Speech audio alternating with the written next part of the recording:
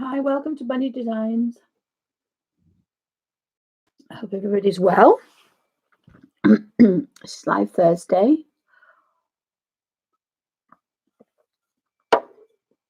Very quickly, trying to get some. Oh,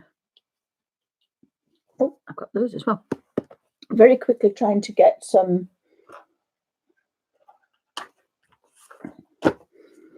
breakfast. I've been. Haven't got the Amazon Gremlin. I've got the eBay itis. So I've been looking at vintage sets of paints, and I had a chance to find this one again. So I'll open that up. So this particular box here had lots. I've had about 5 or 6 watercolor sketch pads. It had this little set here, which it had one missing, but it's not really important. I don't know what kind of paints they are because they're not written on the. They are written on the side, but I'm not sure if they're Winsor Newton. I'm not sure what they are. I don't recognize it. It looks a French name. This set, it didn't say what it was, but actually when you lift them up underneath, they say Winsor Newton. So this set is Winsor Newton, and again there's a couple missing, but the white's missing, and there's another one missing. I haven't worked out which one it is yet, but I'm not bothered because I've got my 2 yellows, my 2 reds, and my 2 blues, so everything else is a bit of a bonus. And it is quite a nice set. It does have the finger thing underneath, and it actually is quite easy to open, which is quite nice for me. Together with that was this one as well, which I've got as well as this one, but I wanted one for my daughter, so I'm going to give each one a set of these, and they're squishy because I asked the lady if they were squishy. If they had been hard, I would have cut them open and taken the solid pigment out and used them as a pan. So if you ever, it only works with watercolor, but you can actually use the paints. Oils and acrylics, obviously you can't. I think you can with gouache as well, but brilliant. All it does is these tubes dry hard and they become a pan. So that's a nice little set there. And I actually quite like the rounded paints. I'm getting quite into the rounded paints. But the real reason I wanted this particular set was because of this. Now I have one of these, and again, this is a really nice set. Again, there's one missing, but these are professional watercolors. The white, I think the white is okay in this one. No, the white's solid in this one. Oh, maybe, yeah. So I can open it up and put it somewhere. But it has the double little pan set, and it doesn't have the brushes, but that's okay. That doesn't bother me anyway. But it does have the ceramic mixing bowl. So that was a nice little set, and I don't think that was very expensive. Oh, there was this little thing as well. I thought that was one. And again, you could use that because it's quite. I could use that for watercolor. If it's got any kind of film on like mine, that because they've had oils in, then use it for oils. So I might just think about that one. Although it is a lovely sign. It's a lovely size, is that? So it's a good sign. Oh, hi, Melody. Welcome to Bunny's Designs. So I think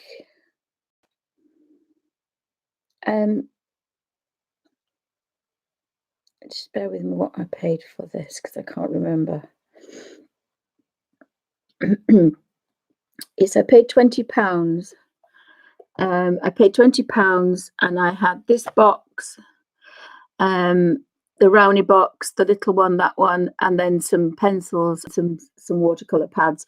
So that was a real good buy because the other one I think cost me £44, and I don't think it had any paints in it. So I was quite pleased with that. Never seen this set before, and there's actually 5 on the internet at the minute. So really strange, but it is a really nice set because you've got somewhere to put 2 paintbrushes, you've got your mixing palette, and replacing that white, you've got the double pot for 2 lots of water, one for cleaning the brush, one to keep it clean just for cleaning. And that works, even this size, as long as you always clean the dirty water into one, that one will always remain clear. So that's quite a good little size. So really you've got, like, I bought it because I love the idea that you have your paints, you've got your palette, you've got your water, and you've got your brushes. So you're just picking this up as a set. And I really like that. Again, I've got the 2 yellows, the 2 reds, and the 2 blues. That one's French ultramarine, that one. There's a Windsor blue, there's a violet, olive green, raw umber, ivory black. Again, I suggest, I think the not hooker's green. I think Viridian would be missing. I think Viridian's missing. So we've got that's burnt umber, raw umber. That's a sienna. I just look at this one. It could be. It's not written on, isn't this one? I think they are Winsor & Newton. They don't, on the professional ones, they don't write them on. I think that one is yellow ochre. So it's raw umber. Oh no, raw umber's there. Raw sienna. Raw sienna and yellow ochre are very, very similar. So that was another little purchase. And then, of course, I couldn't resist, even though I've got quite a lot of these, I couldn't resist this set. It's actually sealed. This is a set of 15 of the Neo art, which and these are fine artists, the fine soluble. They are light fast. Now they are better quality, and I always said they were near as damn it to Neocolor 2s, but these were for professional artists. And I can't resist these because they are amazing. And I was reading up about them, and they are light fast. And they call the Neos Junior because I don't think they are light fast others, but these are definitely professional watercolors. And again, I love this set. There's 15, so we've got a lemony yellow, and we've got a golden cadmium, and then we've got like a cadmium red, and then we've got a purple red. Purple red is there, so that's Elysian crimson. Then we've got an ultramarine. That's a cobalt. Oh, I might not have an ultramarine. Cobalt violet. Well, cobalt violet is nearest damn it French ultramarine. And then we don't have the pale blue.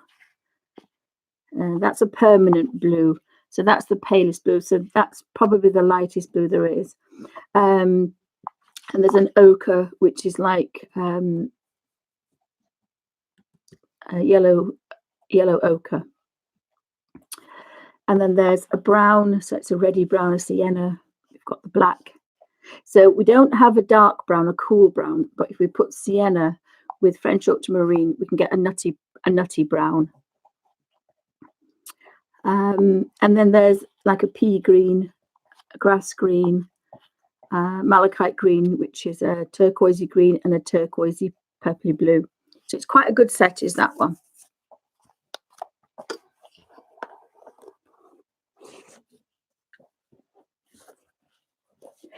No, Melody, they're not. They're near art, and these are professional watercolors. They don't make them anymore. This is if you find these, it's quite a good little find.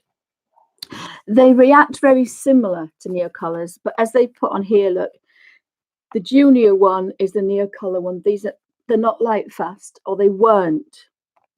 The original Neocolor 2s weren't light fast, but these were made for professional watercolor artists. And I don't know why they can't remake these, because they make the oil ones. If you see these now, and they're not second hand. They will be oil. And Dash make a set of professional oil pastels in this size. I call it fat finger size. But they're not called Neo Art. They are oil-based pastels, so they are not water soluble. So they must have the molds for these. And I really wish they'd bring these back because they are amazing, those. And I said the set of 15 is really good. And because they don't make them anymore, when I see them, I buy them. Again, I bought these. I paid 14. There's one for 14.99. Wait a minute. There's a set of 10 for £15. But this set of 15, I think I paid 20. Let me just have a look. I'll tell you in a second what I paid for it. I paid £20. I paid £20 for this set of 15. So you can still find them a little bit, but then they're very far and few between. So when you see them, you kind of have to get them.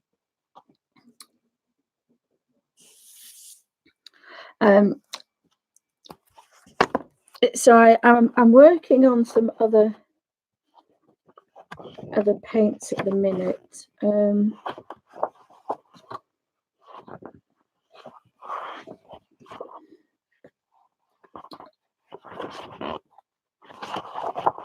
I remember what I was saying a couple of weeks ago is that when you're looking for something to colour, it's got to jump out at you. Just bear with me a second, guys.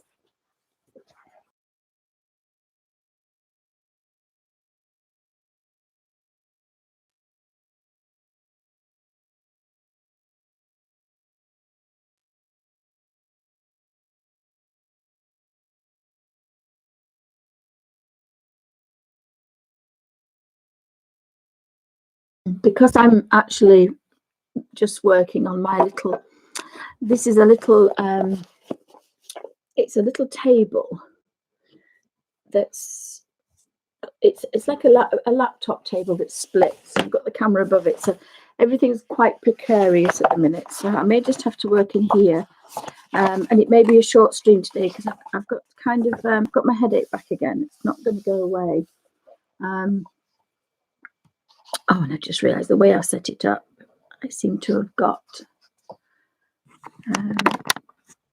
I've got a shadow.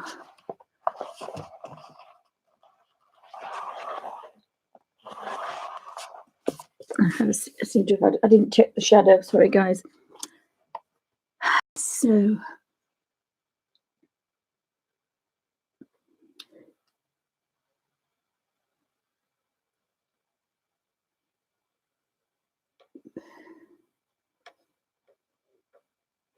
if I just zoom in one, it will let me move the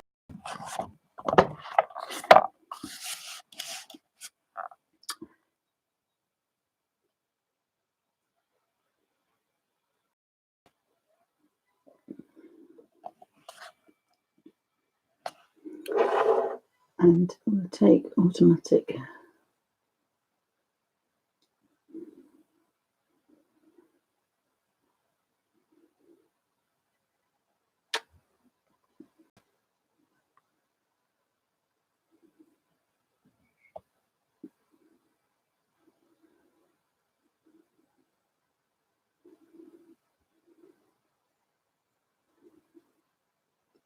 And I put my old camera somewhere and I can't find it. So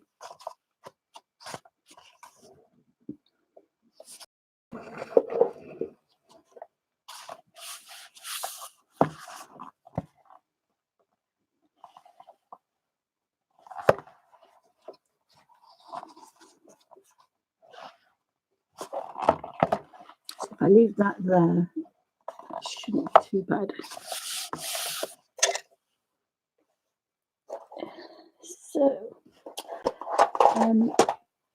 I've had a bit of a play in this set here, and this is like It's almost like a zipped Filofax size A5.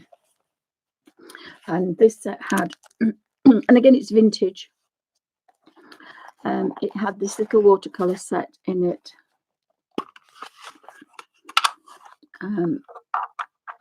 Which this one, particular one, hadn't been used. I think I used this one last week. Yes, that's Purple Lake. So again, it's another good one. It's got the 2 yellows, the 2 reds.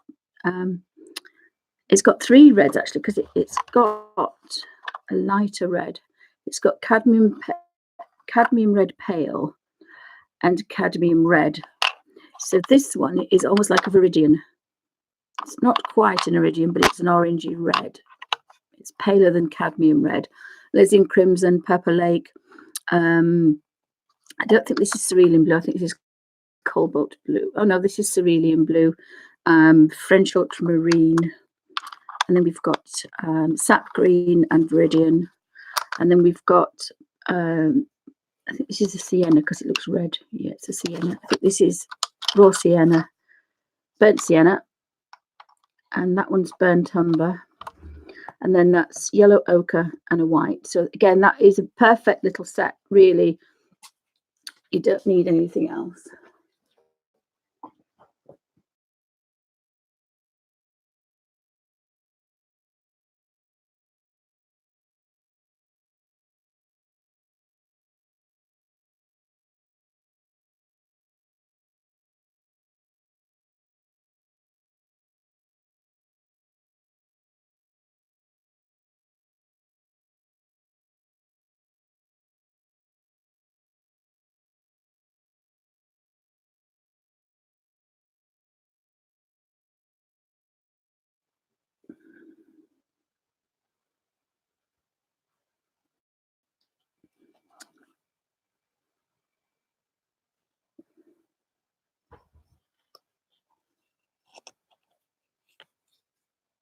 Oh, which picture, Melody? Oh, thank you, darling.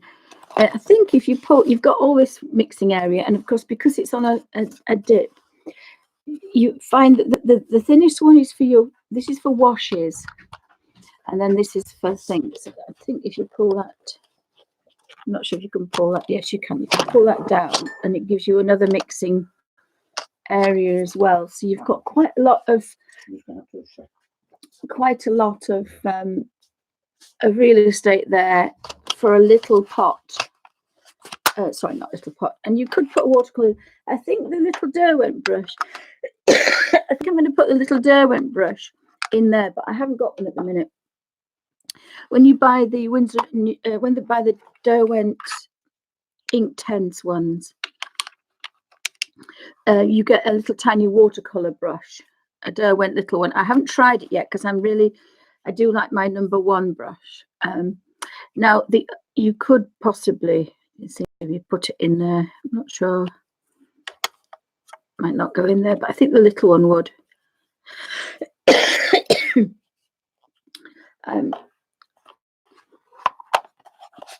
So that goes in the little pouch, and there is an eraser in there. I mean, this was a really good set. It'd never been used. I took the pencil out because I was using it. So there is a bit of a pouch under there. And then there's an HB pencil.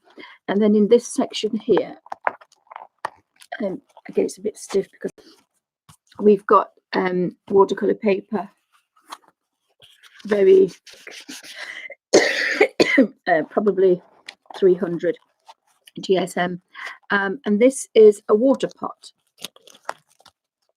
and this is what I wanted because I'd never had one of these, and they're quite expensive to buy, but it works very much like one of the dog drinks. If you have a dog and you in the car, you have one of these to fill up. It's like a little bag, and it has a handle to hang on to your easel. So I was quite impressed with that, and as I say, that just sits in there, and it zips up. So that means that, you know, if you wanted to even pop your phone on there, there's a little bit of space, and maybe a note, if you just take one note with you when you want to go shopping, enough for a coffee, and everything's zipped up. So that's, and it's not the size of the page, so it's quite a nice size. It's about an A5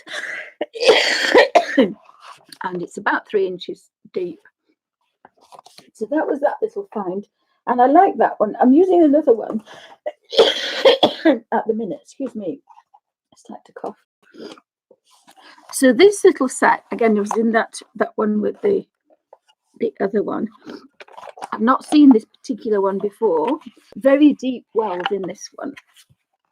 Very deep wells for washes. I would think your paintbrushes go in there. And somebody's done this colour swatch. And I don't know if these are, I think they are Winsor. Yes, these are Winsor & Newton. And I think these are professional.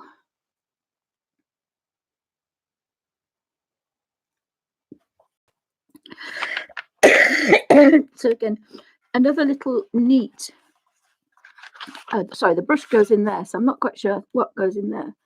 I would think, I'll have to Google it and see if I can find a picture. Your paintbrush goes in there, but I don't think that will go in.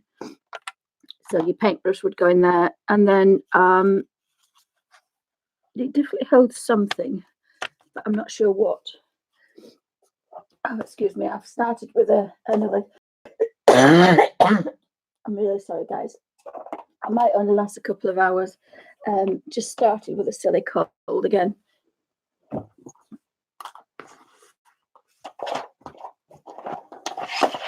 Oh, and we're having another sunny day in England, actually, which is quite nice.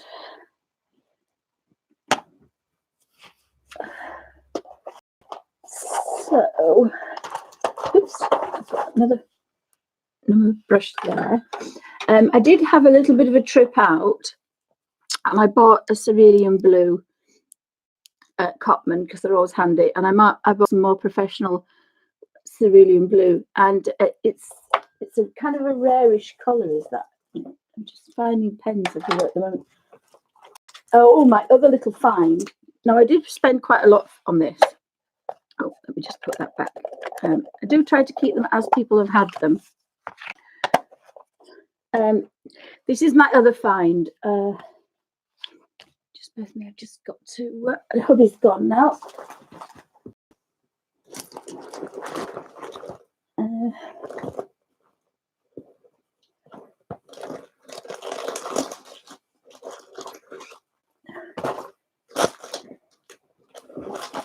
Oh, just bear with me a second.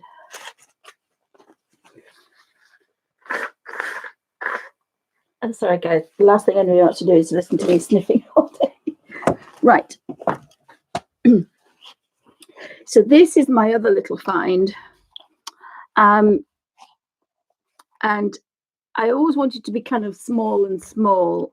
Look at this dinky little thing. And this is leather. And look at this gorgeous little set. So, of course, there's 2, 4, 6 in this one. Now, I've seen quite a lot with 8 and 8 across a 16 or 20 some. So we put that into there. And then we take that off there. And we end up with a lovely little brush. So this, and they're not in pans, these, and these are quarters. Now, I don't think it's been used, but remember about pigments. Because I'm reading up about pigments in my own paints, the binder, the pigments react differently. So the darker ones sometimes quite do well, but I think that one, it says it's yellow ochre and it's kind of lost its colour, and that's Viridian. And as you can see, they're looking a bit ugh, whereas the others are perfectly all right. And that's because it's the junction of a compound, a binder, and a pigment. And some are more stable than others. Now, normally it's the yellow one that kind of goes a bit. So this one's got cadmium yellow in it. So we don't have the bright yellow. Cadmium red, scarlet, alizarin, and alizarin crimson, viridian, burnt umber, yellow ochre, burnt sienna, light red, French ultramarine, Prussian blue, and ivory black. But obviously, when I've used these, and these are kind of what we call quarter pans, and the quarter pans, oh, they will pop out. Let me see if I can get one out. Let's see if I can get one out. So a quarter pan, dinky. Let's see if we can get the, and this is a half pan, so we'll open this one up. This is a cerulean size. So that one was Prussian blue.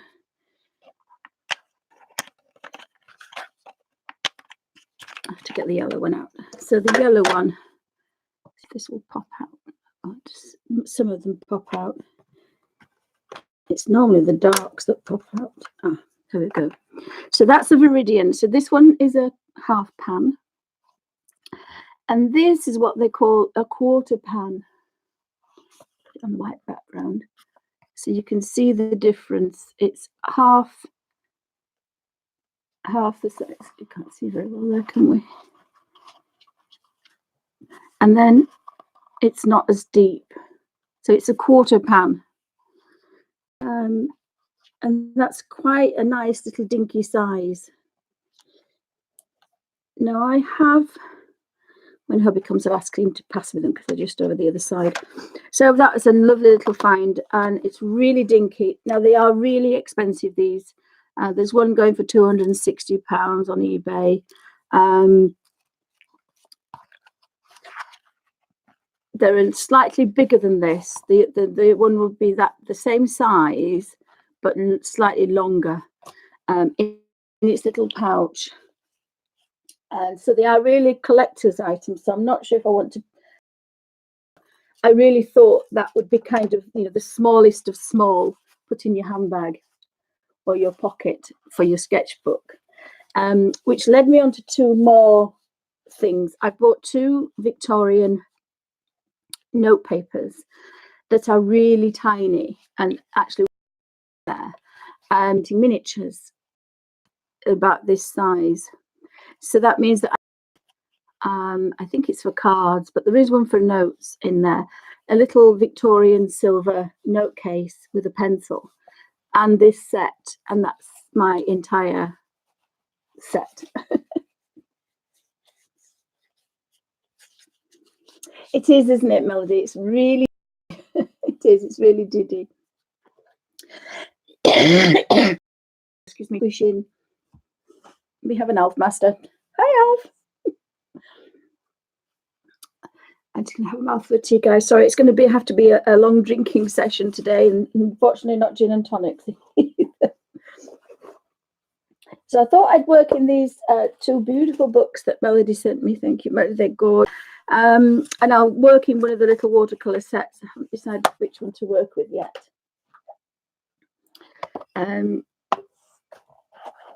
This is quite an easy one to open. It wants a bit of a clean. Again, you've got to have a look, but I think this comes out. If you wanted extra real estate, you could do this. So you've got, if that fits on that one, I'm not quite sure, but you've got your colours. These are not named. Oh, beg your pardon, they are named, but there's no Winsor Newton on them. So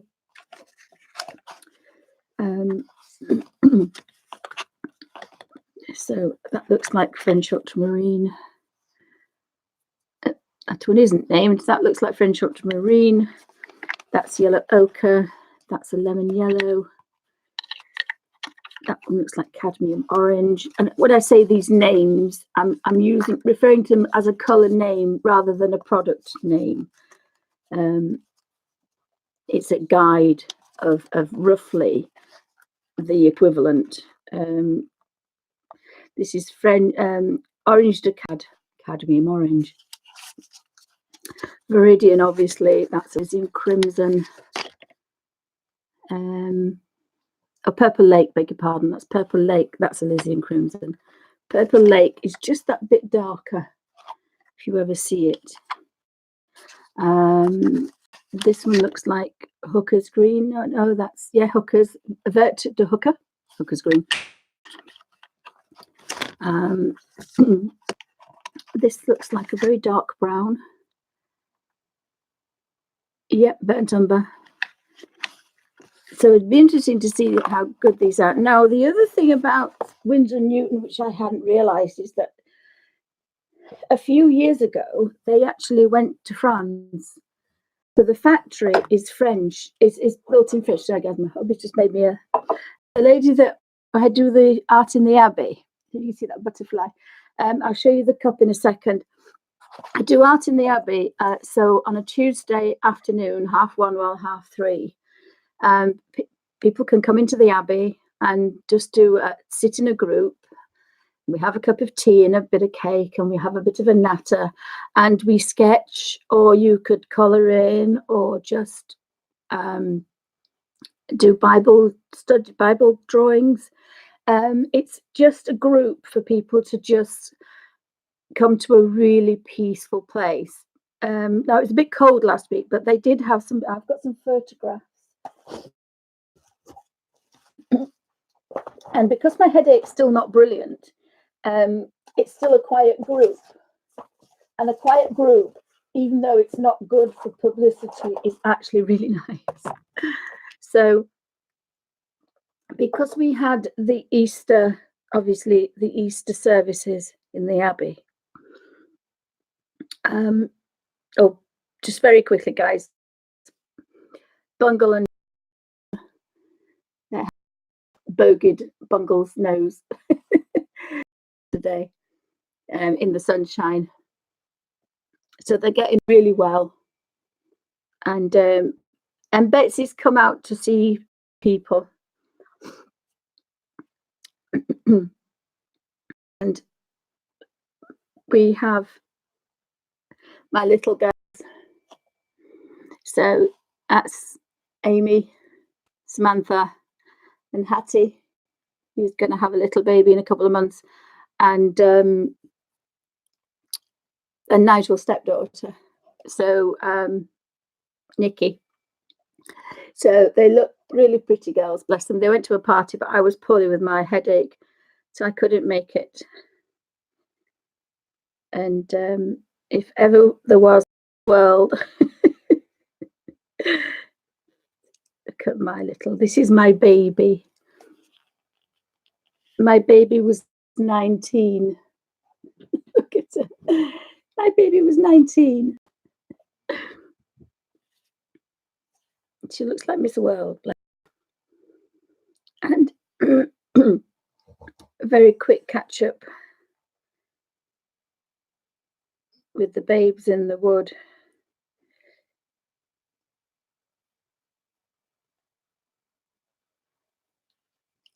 There's the two dogs, our new girl and Alf Master. So they're getting on a bit better.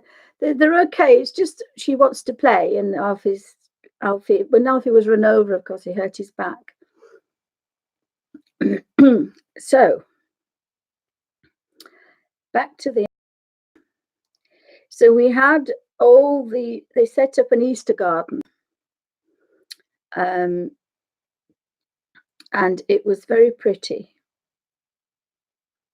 And they've all flowers and things. And for some reason, I don't have a photograph of it. So we actually sat there. So I was trying to explain where we were sitting, but it's not working well. Sorry, guys. This headache's driving me insane. I'm always a bit worried about the rubbish that comes out of my mouth.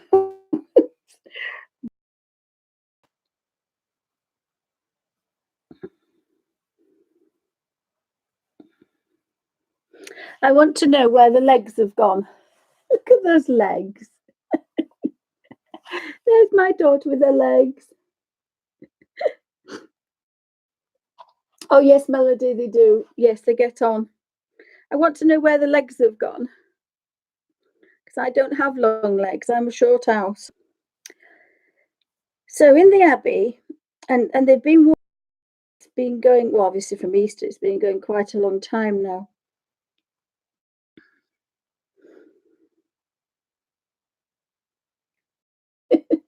Nap time. So they do get on. The problem is when Alfie was run over, he obviously broke his pelvis in two places and he damaged his spine just a little bit. And of course, she wants to play and she's a bit of a brick. She's a bit of a ton girl. She weighs a lot of, she's a bit boisterous because she's been used to it. So of course, that's the Easter garden. Tuesday, and draw. It looked really spectacular. So that's what we painted on. And these are all the beautiful things. Now I sat and painted her, but I didn't do very well. So the Abbey is a really beautiful place, and we'll be going outside to paint when we get better weather. I just love the light on her face. So I went around to take a few photographs. So the idea is you can come and go round and find a place to just paint, or you can sit with the group. But it's a spectacular place. And of course, with all the Easter flowers, it looked very, very good. Yes, Merlin did long legs. Don't know where she gets them from. And we've got Betsy coming here as well now. Alfie's gone. So just absolutely, the flowers were so inspirational. Absolutely stunning, the flowers. The ladies and gentlemen make an absolutely amazing job. And I think it was a bit of a dull day, but normally the sun will shine through and the reflections on the thing is quite amazing. But the carvings, everything is just beautiful. This was a lovely little setting here as well. So I took some photographs to kind of inspire, but there's lots of really nice things, and it's such a wonderful place to come and sketching or draw, paint. The carvings are just amazing when the light hits them, and all the bosses on the ceiling. So I haven't given up. I haven't given up the windows for the colour book. So there's lots of lovely things to come, and it's a very peaceful place. It just really kind of, it cuddles you, kind of thing. It just cuddles you in a warmth. And it's a very nice place. And the coffee shop is a lovely little place to just come as well. So even though I'm in a lot of pain, I make myself go because I feel so much better. This is the very old part here. So we're 950 years old this year. This is the building that collapsed with the tower because it's built on rafters. So I was out, and I love the stonework, kind of damp, and it's a very, very old building. We've gone back to the garden again. So we had the tables in front and we sat and painted those. So it's a really inspirational place. And the flowers were amazing. And that's the famous high altar, which is just amazing. And when you look at all the carvings. So I did do some live art in the Abbey there, but we've got the Wi-Fi now, so maybe I might be able to do some live painting in there. The carvings are fantastic. All these beautiful carvings here. And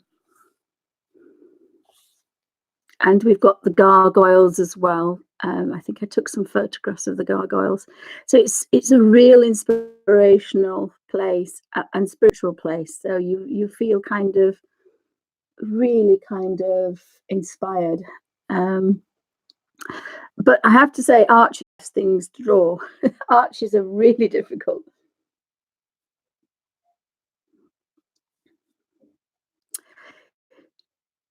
So, oh, that's enough of the Abbey. So that's where we go, and that's where we meet. And it's as I say, there is quite a lot to do that. And we have a Jessie, I'm sorry, a Betsy. So Betsy's coming to have a snuggle. So this is Betsy Doodles. Come on, Doodles. Come on then. So she'll be upside down. But there's, here she is. Such a different cat than the one that was hiding, aren't you? This is the Betsy Doodles, and Betsy would not come out at all, and now she loves to come out and have a belly rubbed, don't you? Hello, darling. So sorry about the Betsy cam, but such a different girl, aren't you? Such a different girl, aren't you? She just loves a belly rubbed.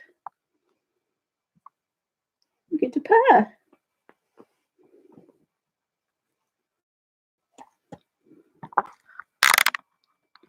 Sorry, guys, had to have a Betsy cam because she's such a different girl, and yet everybody put her down for she's not going to make it. So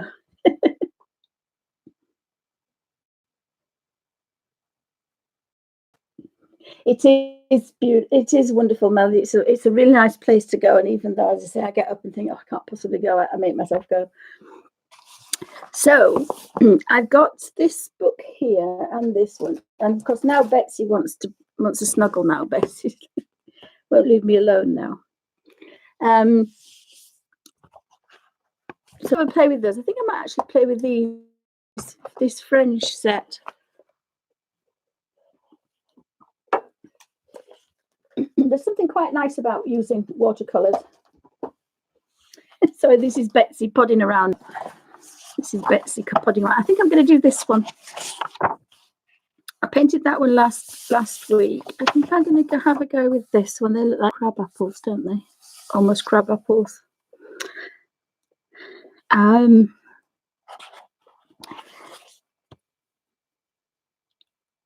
These are quite dirty, these yellows, so I might just have a look at this one. Look at this set.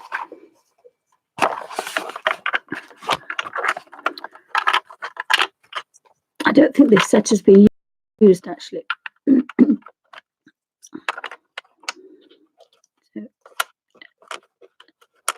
And again, if you look at it, it's not, none of them have been used. So I presume none of them, well, they must have been used a little bit because they've done a colour swatch, but very little. You can see, if I can get the light on them, very little. And yet the Viridian one's gone blah. So obviously Viridian goes, it's not a very stable, when it gets old, it's not as stable. That's the best way to describe it, I suppose.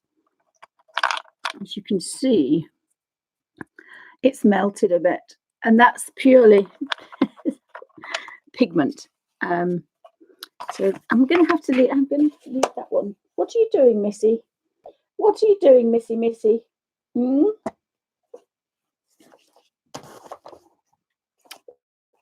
She's pod. Aren't you? Pod.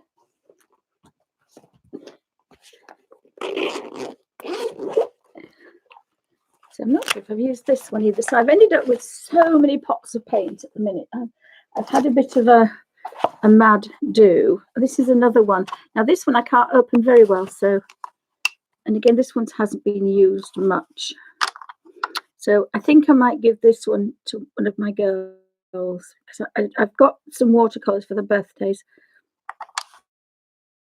Because again, this is a nice set.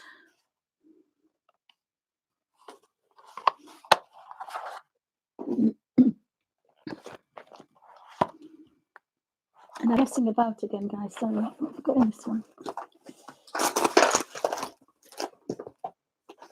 Oh, Betsy, darling. Betsy is now fussing. And the other little set I bought last time was this Winsor Newton bag. And you can get quite a lot in there. So you can get your phone in there if you want. You can get a small bottle of water. It does hold when you open it up, it does hold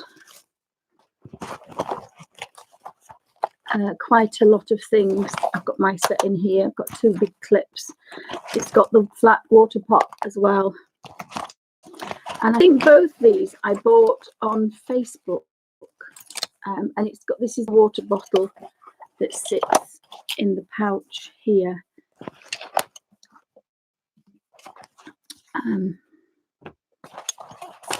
If I move it across, this is Velcro, so it would come out, and then this sits in the pouch. So it will actually, and that's the pencil from the other one that I was using, because I'm using this one. I put some little travel ones in these little travel set brushes I've got here. So it does hold quite a bit. As I say, you could get your phone and a little thin wallet in here as well. And the sketchbook. Somebody did a cupcake, so we're painting the cupcakes. I've been having a bit of a play with miniatures, so can't believe I'm so bad at painting. Can't really believe it. But there we go. And all my babies look like monkeys. All my babies look like monkeys. But it's a nice little set.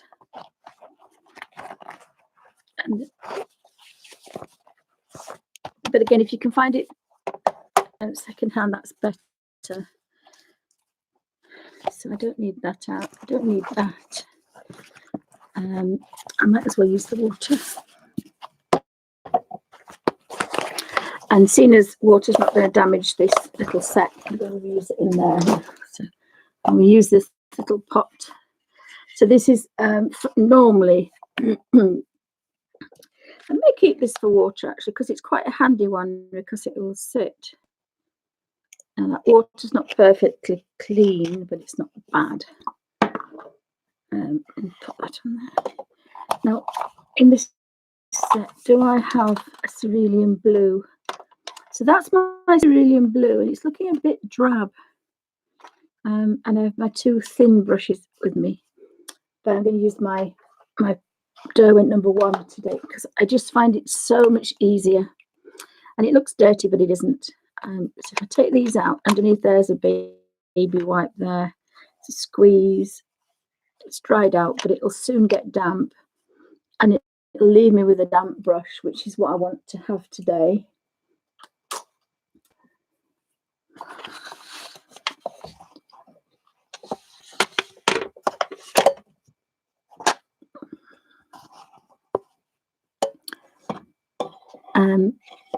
Oh, now I've got my water pot, and I don't need the water pot. Shall I do this slightly different? Shall I do it with the water brushes? I could do. The light's not so bad, is it? I seem to have moved about a bit.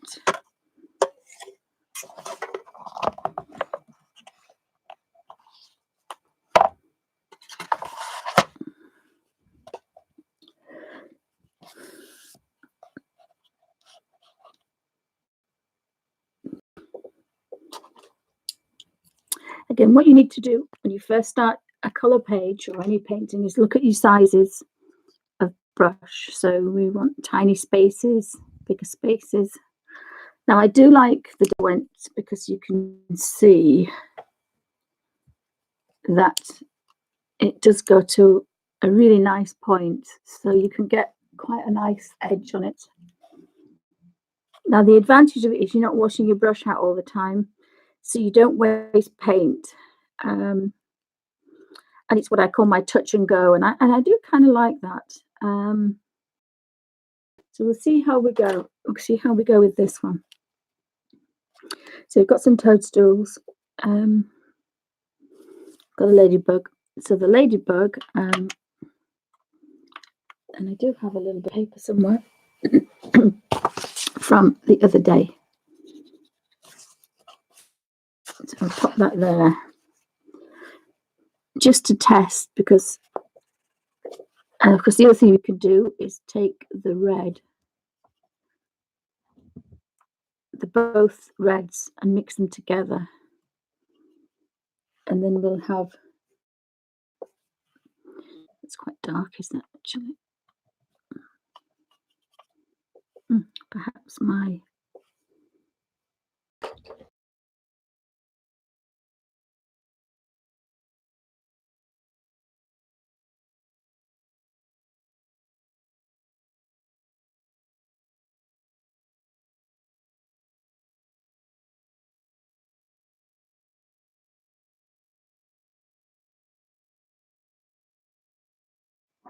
oh, sorry guys, I hadn't realised I hadn't had the sound on, sorry. Oh, hi Carol, welcome to Wendy's Designs.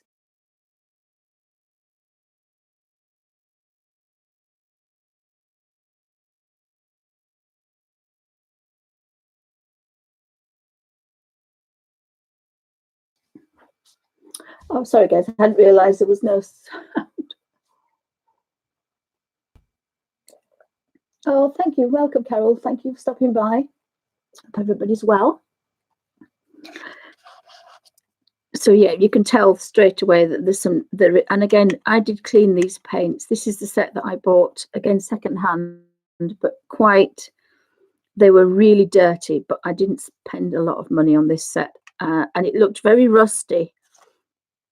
And I've actually been using it because it didn't look rusty, but it looked very dirty.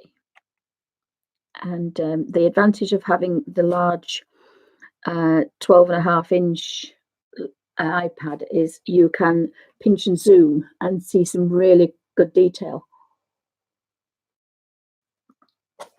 So I could see that it wasn't too bad. So let's just have a look at that. So it's a little bit brighter. So we'll just do our little ladybug. Now, if we want a watercolor effect and don't want to use a watercolor, and I've just lost the brush, guys. 2 seconds. Sorry, Alfie's having a sneezing fit. Well, come out of the sun then. Come here, come down. Get down. He's on the back of the sofa, trashing the sofa. You never have anything decent when you rescue pets. I just had that little brush in my hand. Ah, got it. There it is. Got it. So what I want to do, I'm going to put that pot in there, I think.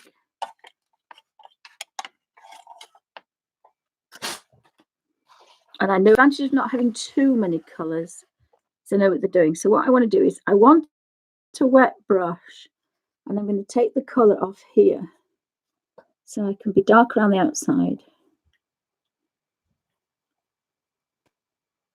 And then rinse the brush, and then with a damp brush. Now again, you can do this with watercolour.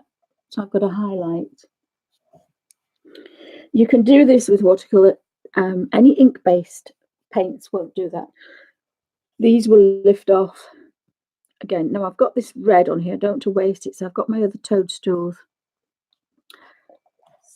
So I'll zoom in a bit and you can see a bit better of what I'm doing.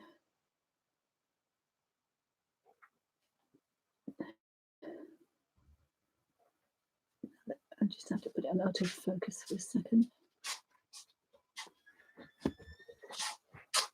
Oh, Nigel.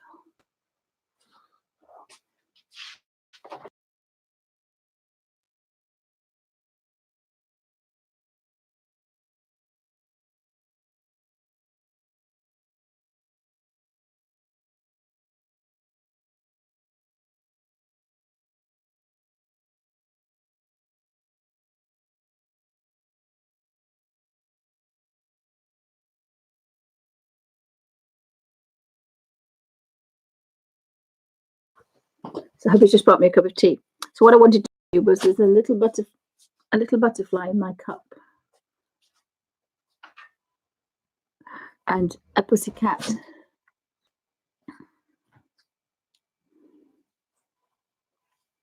It's a pussycat and a little butterfly.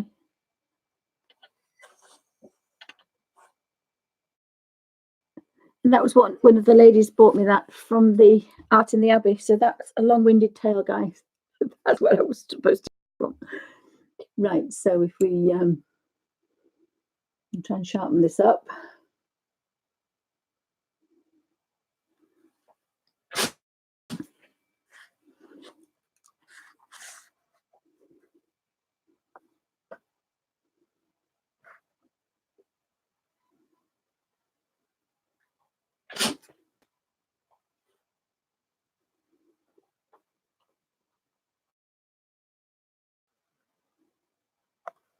So I'm going to have to move the little mushroom. Oh, Alfie. So the other thing I can do is it's drying now, but I can put this colour on the mushroom. And then with this damper brush, manipulate that.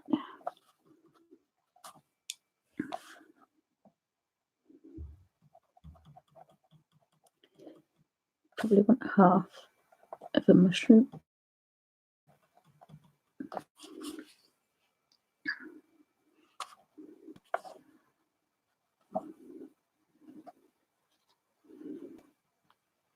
Now we can't scrub too much, remember, because this is a water brush.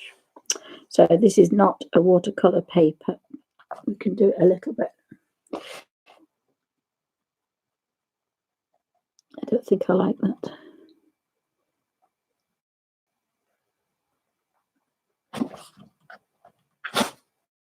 So I think I'm going to do it darker. So these colours are going to be a lot darker than the others. The other thing I thought might work with is the watercolour.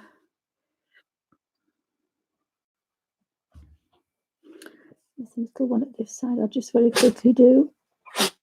Oh dear, don't know what Alfie's got up his nose, but sorry guys, if it's not me sniffling, it's Alfie's not sniffing, so apologies. Right, now I still have quite a lot of this red, so I have to see what else we've got that could be red. The crab apples. So I'll move those down and we'll wet the tip of the brush. No, I could actually get rid of that colour onto there, onto the palette. Just test the colour. It's a very pale colour, is that? But I kind of like that. That's a little bit wet than I normally work, but if you don't rub this paper and it's a small space, you'd be okay. If you did a big background this wet, it wouldn't like it. So again, we'll come down to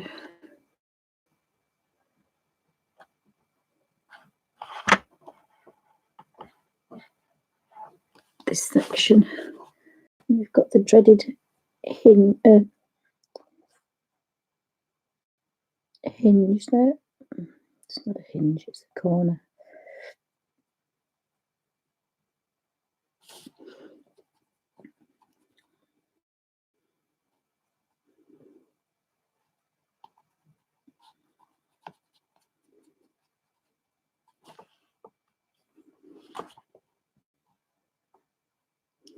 And again, this is a brush that I wouldn't normally recommend for a watercolour for a book, because if you notice, when you touch, you get tons of watercolour out. And that's what I always said about the rigger. The rigger wouldn't do that. And this is a traditional watercolour brush, and it does. But I'm not good at that watercolour effect today. But this is why I don't use it if I want to do watercolouring, because you touch that page and the colour is whoosh straight out there, and that's not what I want when I do my rigger watercolouring. This at the minute is like markers. It's a dead flat colour. It's very difficult to get because your brush is full of colour, and it's not when you use a rigger. So that's my obsession with the rigger and why we use the riggers. for that particular thing. You see, there's just one whoosh, that's it, flat colour. So you don't get a lovely watercolour effect, but I'm working slightly differently today. This is touch and go, which is very fast.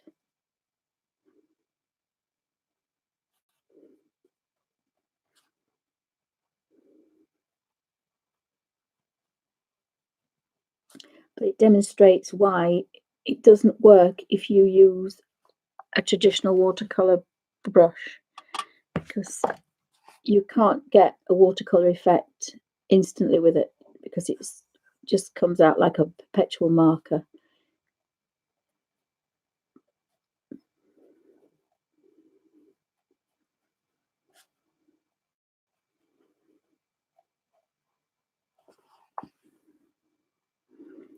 There's another one there. So that is just flat colour.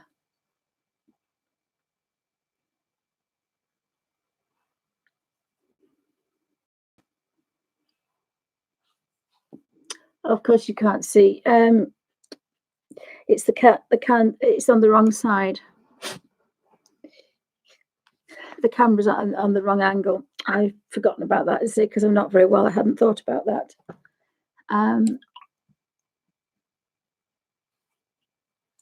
If I do it the other way, it'll be in shadow. So I'll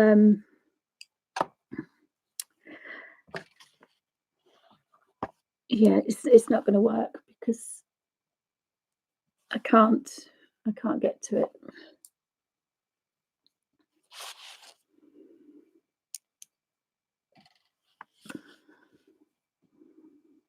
And I've just realised I don't normally use these brushes for this particular thing.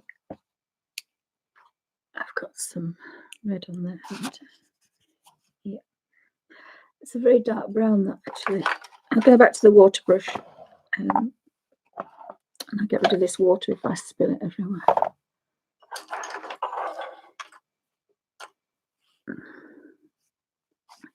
So it is a bit of dark brown.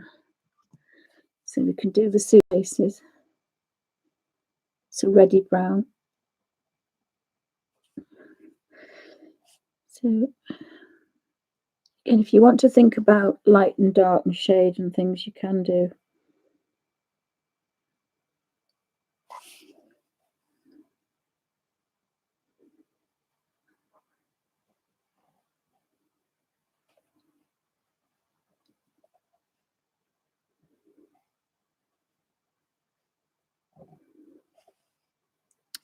And that would be lighter. And then the top would be a lot lighter. So again, we can get that effect, but not as good.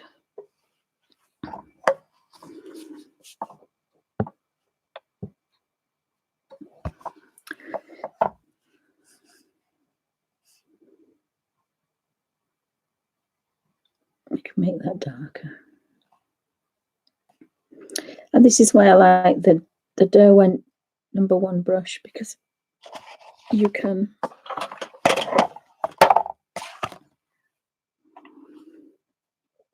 that would be dark under there. It will go eventually, because I shouldn't really re-wet it when it's been done, but I want that to be different to the top. And then I want that one to be different as well. Pinch a bit of colour off there. Again, this will reconstitute from a watercolour because it's never set. So we want a slightly different brown.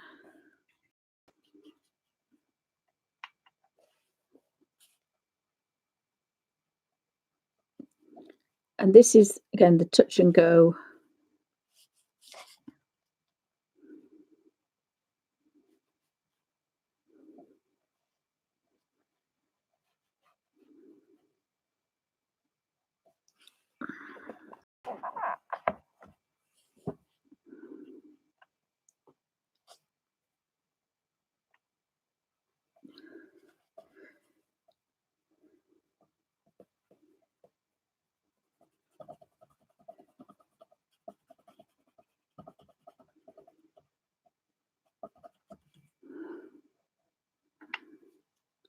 I think it's going to be darkest, and then come out from there.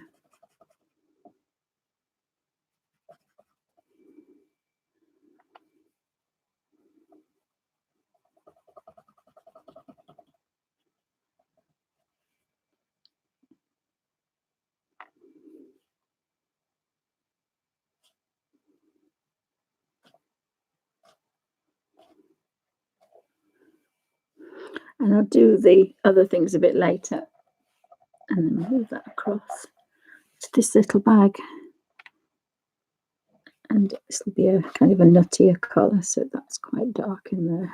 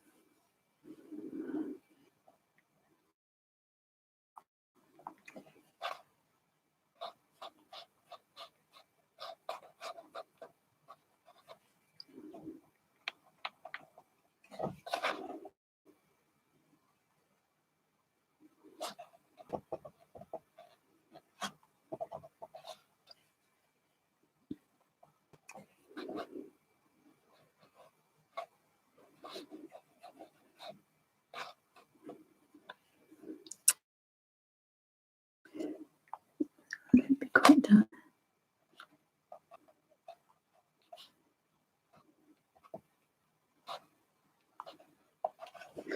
And I think we'll have an ochre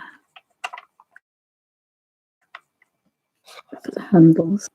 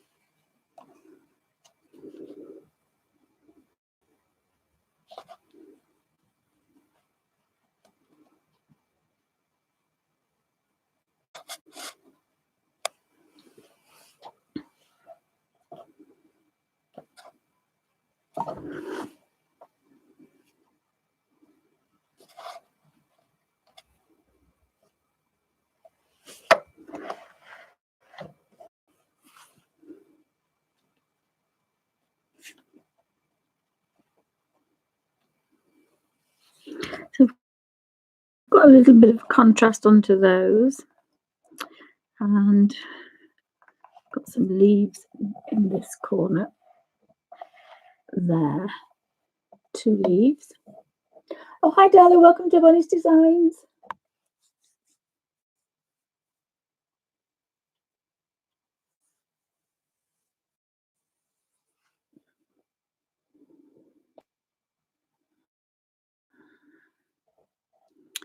So I've got 4 greens here. I've got sap green, emerald green, I think that's hooker's green, and that's viridian. And again, it's obviously not happy for whatever reason. So what I'm going to do, it's definitely not a happy girl. So what I'm going to do is I'm going to take some into that. Oh, that's a nicer green. So that's almost like a hooker's green, I think. So I shall put that on the ends.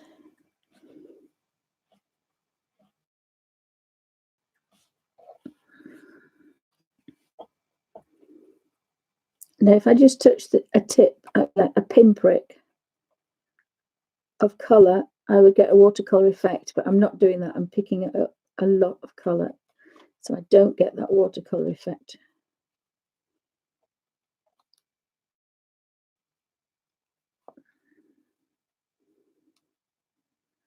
And again, remember, look, it's just so wet. So it's not my favourite, that. Don't like working like this. It's just see if I can make a lighter one.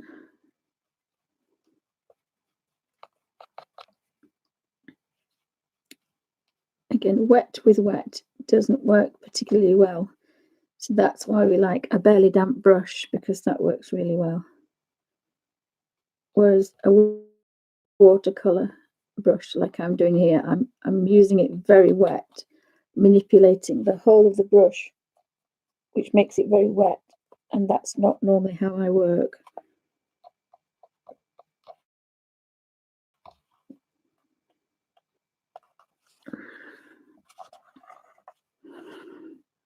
And I think that's 2 leaves. So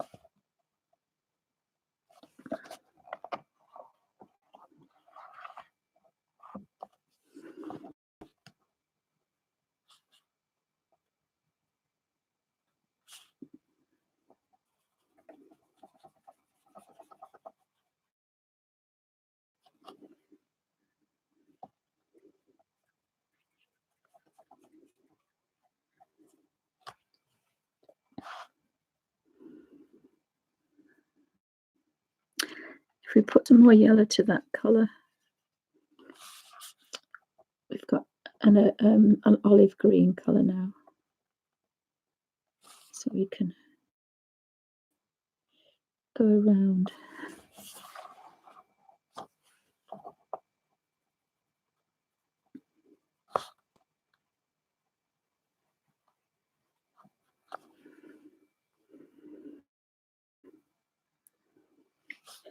Picking up that colour.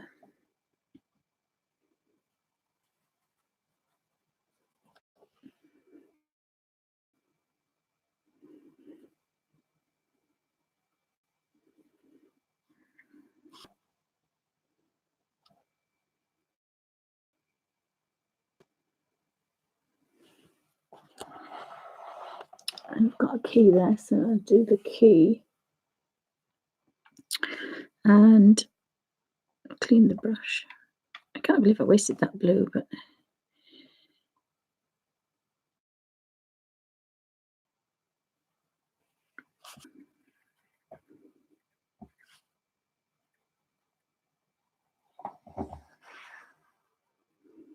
sorry, we've got Snorri Pants on the other side of the room, haven't we? Snorri Pants, we've got that gold. Could put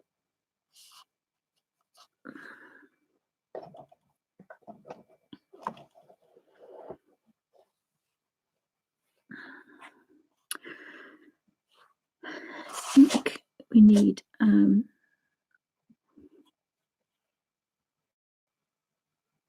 tiniest amount of pink.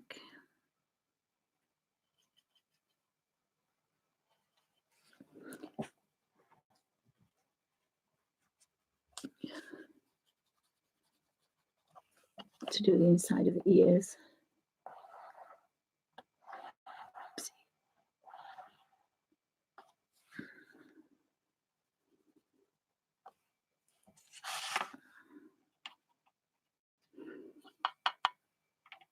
I think we're going to have little grey mice.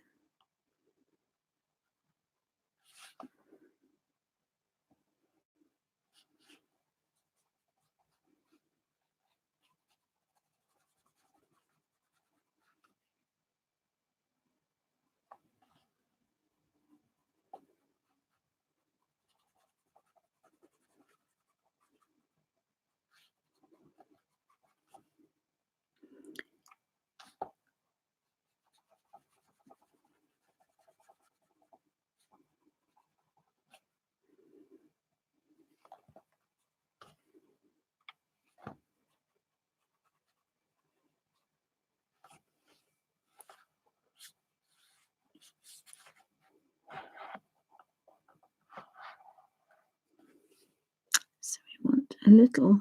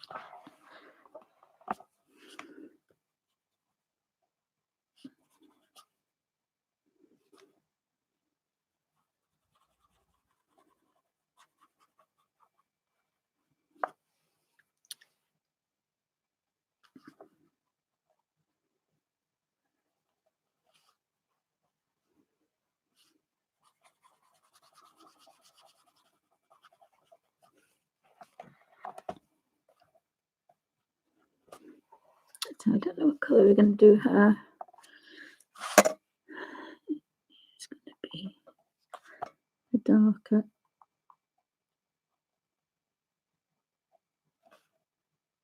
A darker grey.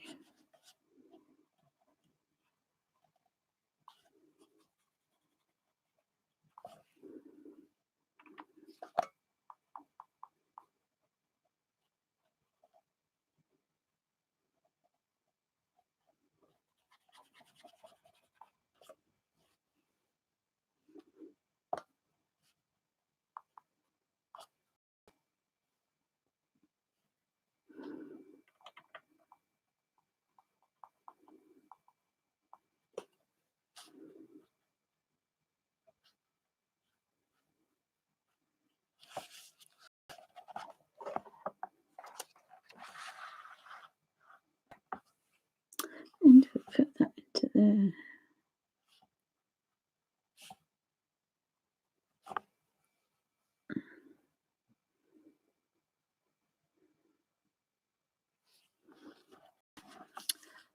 I've got a tiny bit of yellow.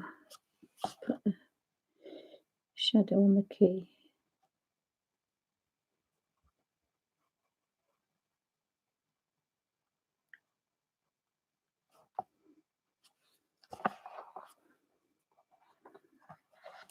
I've just missed that bit under there.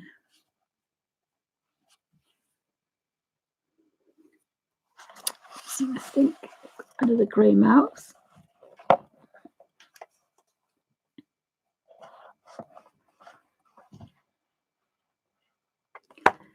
She's got pretty flowers in her hair, so I'll put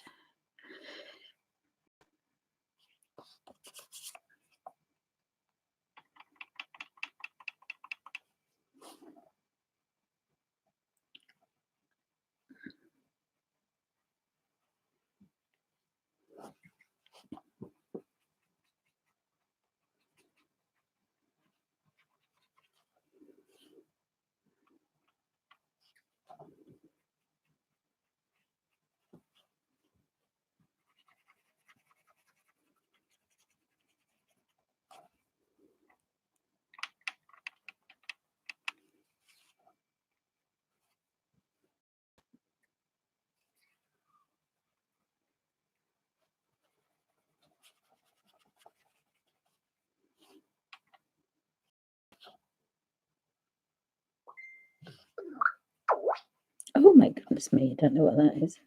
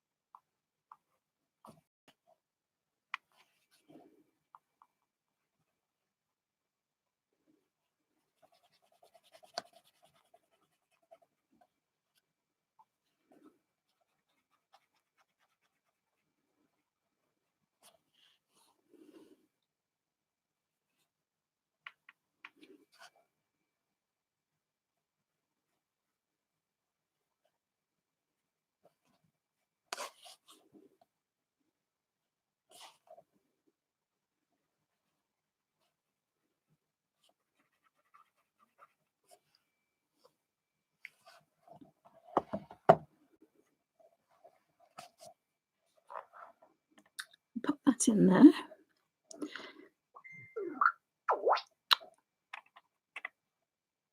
Oh my goodness.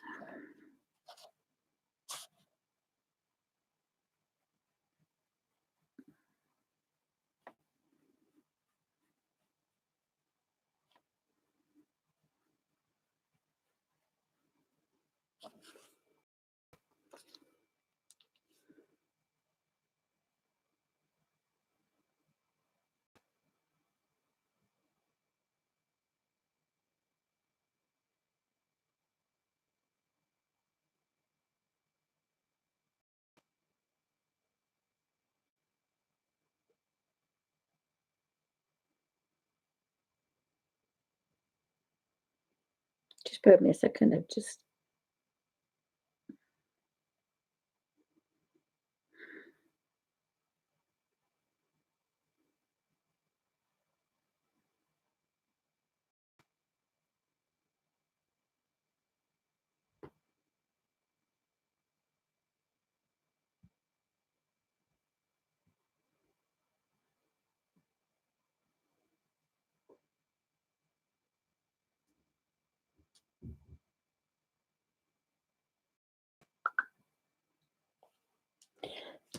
I was lining up for babysitting before the baby's due. Sorry, guys. So I don't like working like this way. I always think it's a bit slapdash, but it actually looks quite watercolorish, if that's the best way. Oh, definitely in demand today. So when it, oh gee, I've got the camera in the way, so I think the camera's actually fallen down a little bit.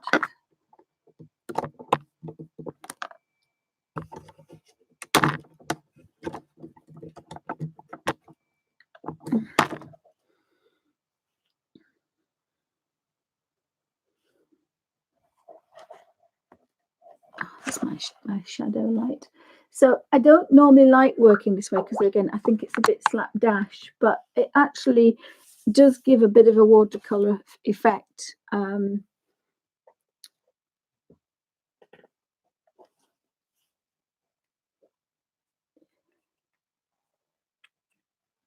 Oh, yes, Melody. Sorry, I didn't see that. I don't normally zoom in because I'm on an old camera. I packed my other camera away, but again, I've got the bumming shadow now. So I don't like working this way, really. It's a bit too slapdash for me, but it's sometimes it works to just be creative, feeling well, and you don't want to think about light and shadow and dark and other things. So we've got a little bit of a highlight on here. And it's nice to think that you can do that. I think that the branch wants to be darker underneath. So once it's completely dry, you can go back over it if you're not happy with the colour.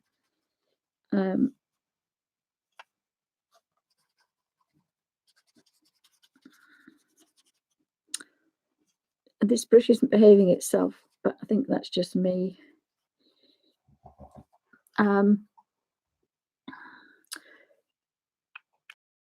As I say, it's a bit too slapdash for me, whereas I'd like to have dark and lights and shades and things.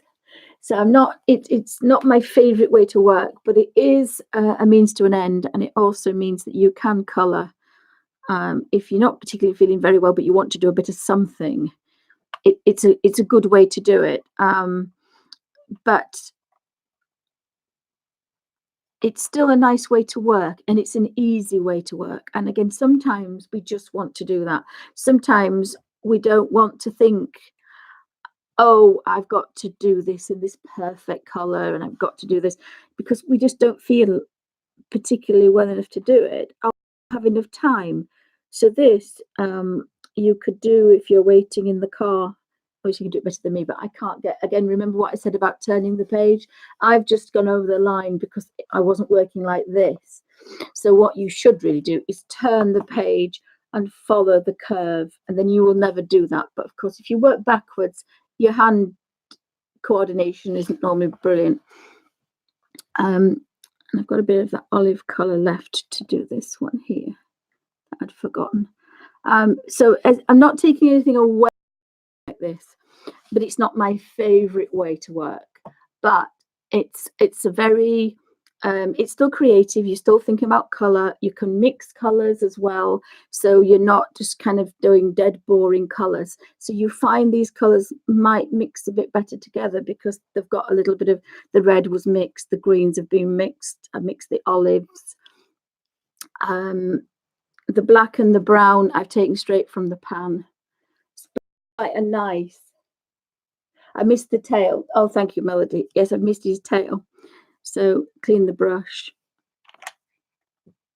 And normally I've wasted all that blue that's in there. I would have used that for bluebells or for something.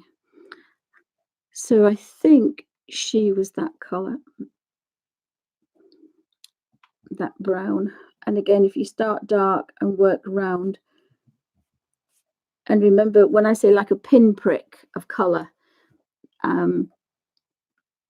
but different watercolours work different ways. There's another leaf there, so you can take a green and add a blue to it. So if you don't, that's the green I've got, don't like it, add a touch of blue to it. I've probably made very.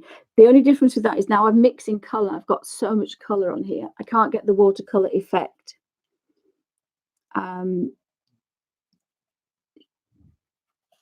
These leaves may all be the same. In fact, if you start at the bottom and then go to the top, you'll be lighter. Pick up a little bit more colour. But there's nothing to say you can't go back in and work at it at a different time.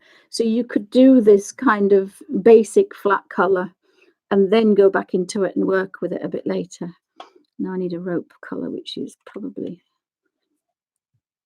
an ochre.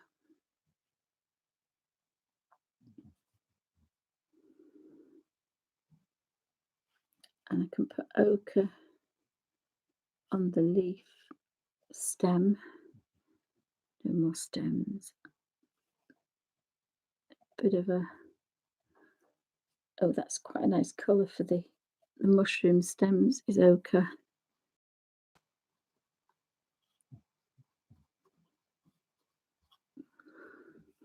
Again, if you've got a bit of dark, think what's dark yellow. We can put a shadow on the key.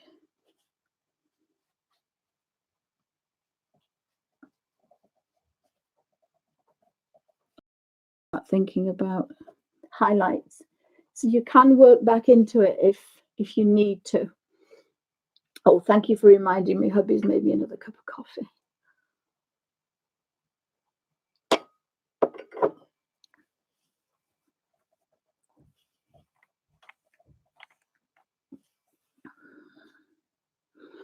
Again, we've got some more wheels there, so we can have a touch of. I don't normally use black and grey. It's not one of my favourite colours, but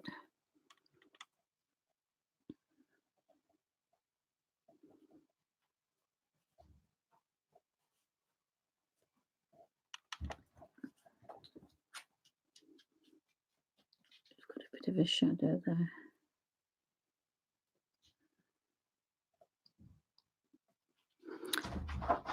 Oops. And if you do that one first, then do the top one, it will be lighter.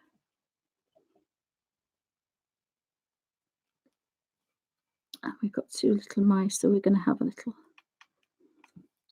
brown mouse. I want it to be darker colours, but I never seem to get to be deep, rich colours. It's not my thing. I'm a bit of a wishy-washy kind of girl.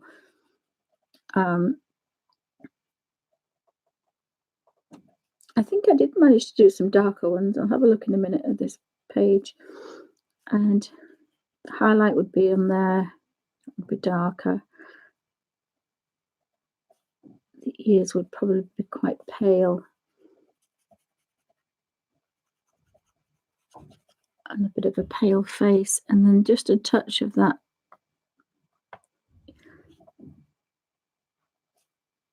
pale pink for the ears.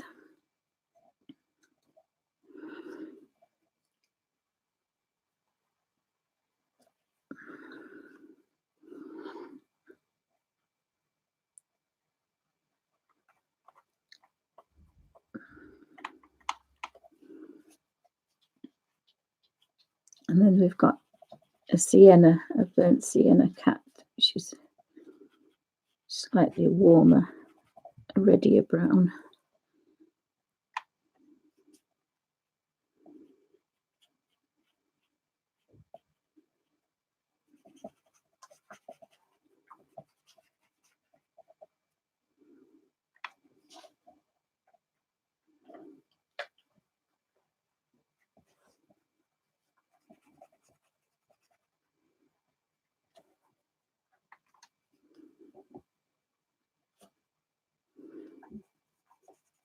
And a tail. It's missing all the tails.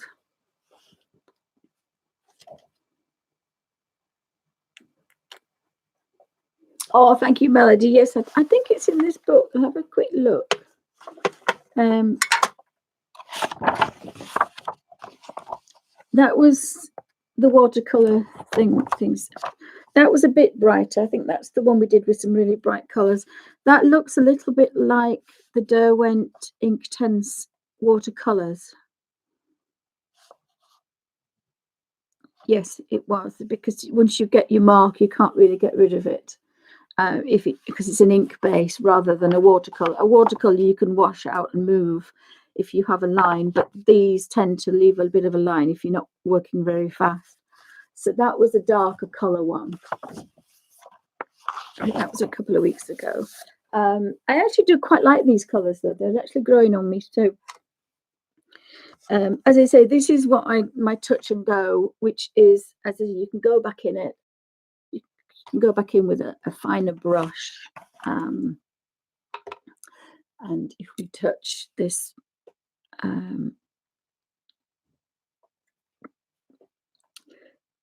brown, we can put a real shadow on the key.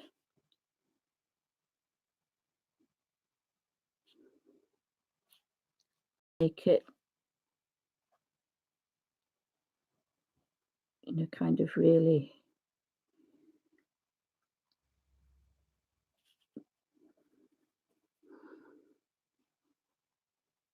so you can go back in and work some nice detail. You can have a shadow under here.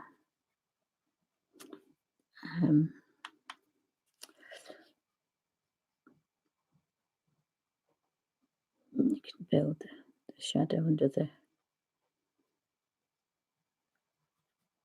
So that's the beauty of it. You can do it if you're about and you're busy, and then you can go back into it and play left.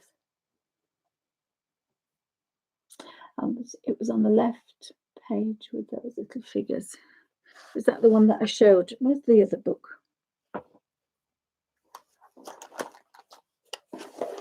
That's the only difference about working in different books.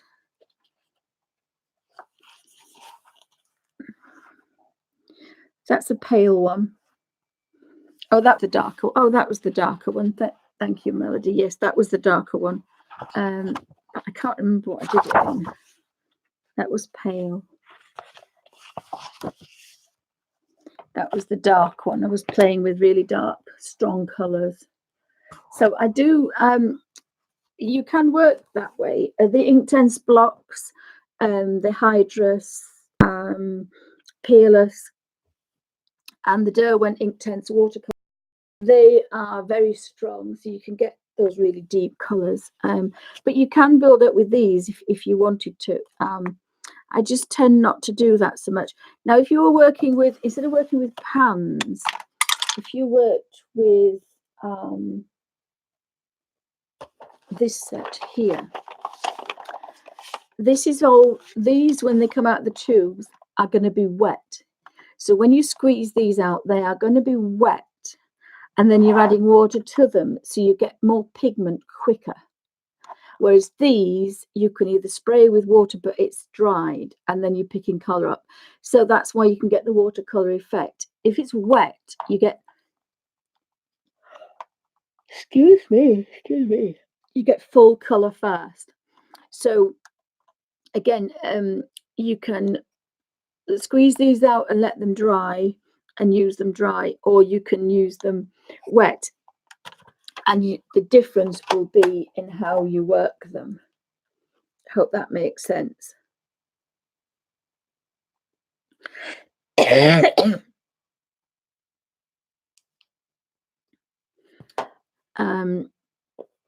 The other thing is with these and the Neos, if you touch the colour directly from, again, the dry pigment, it's very strong. These are very strong colours. That's why I like making them from my little book of watercolours, because I'm so sorry, yawning. It's drinking some more coffee.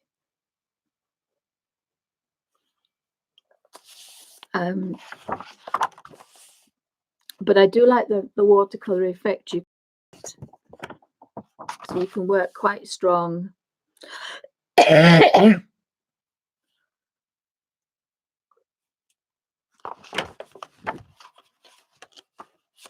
But I think the one thing with colour books that I've learned is it's nice to just play with colour.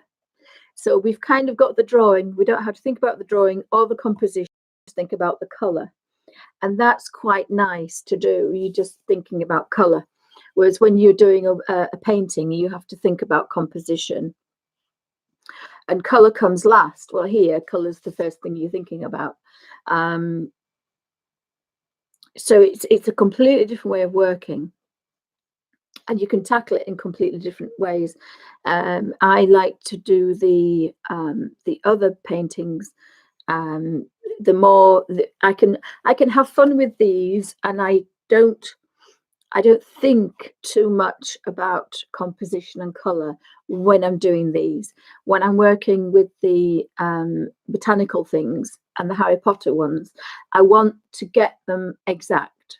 So I think about light and dark, about creases, about shadows, about highlights, and it's a completely different way to work, and it takes 10 times, if not 50 times longer than doing one of these pages. One of these pages I can do in an hour. The other ones can take 10 to 12 hours just on a single page. So it depends on how you want to work. I mean, one of my paintings took 3 months. It depends how you want to work. It depends if you do photorealism. And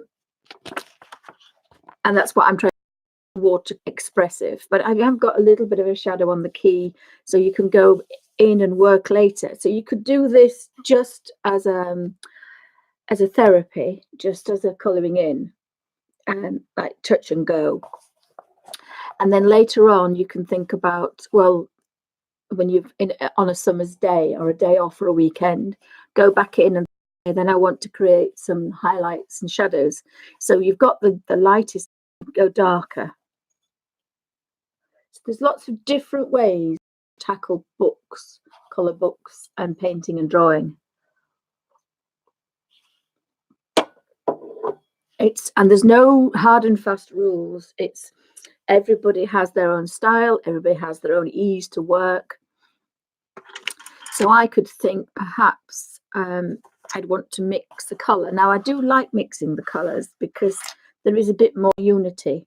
So this is a bit nicer because I've mixed the green rather than using odd colours from each thing. They're not contained. They're not matched. They're not together, kind of thing. I'm saying all the wrong words today, guys. Sorry. So I've now got a purple, and I like a dull purple. So this is a very bright purple, but that's a dull purple. And the reason is I've got a bit of something else on it. So what I want to do is, I'm not really bright. So to dull that down, I'm going to pick up the tiniest bit of yellow and put it in there. And now look at that purple. It's now almost a burgundy. Now that was a bit much, but that should be a burgundy. It's the same purple lake, but I've just put a little bit of yellow in it. Now that would be a beautiful warm grey as a shadow, but that one is what I want for the shadow of this. And it's purple lake, but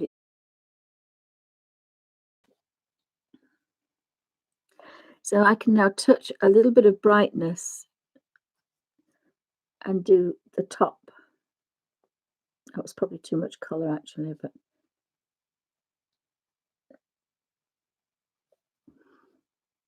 and then pick a bit of colour off there. You can, again, you say you can manoeuvre the watercolour because it's a watercolour. This particular one is a professional watercolour and it will move. So we can do things to it. Put that over there. And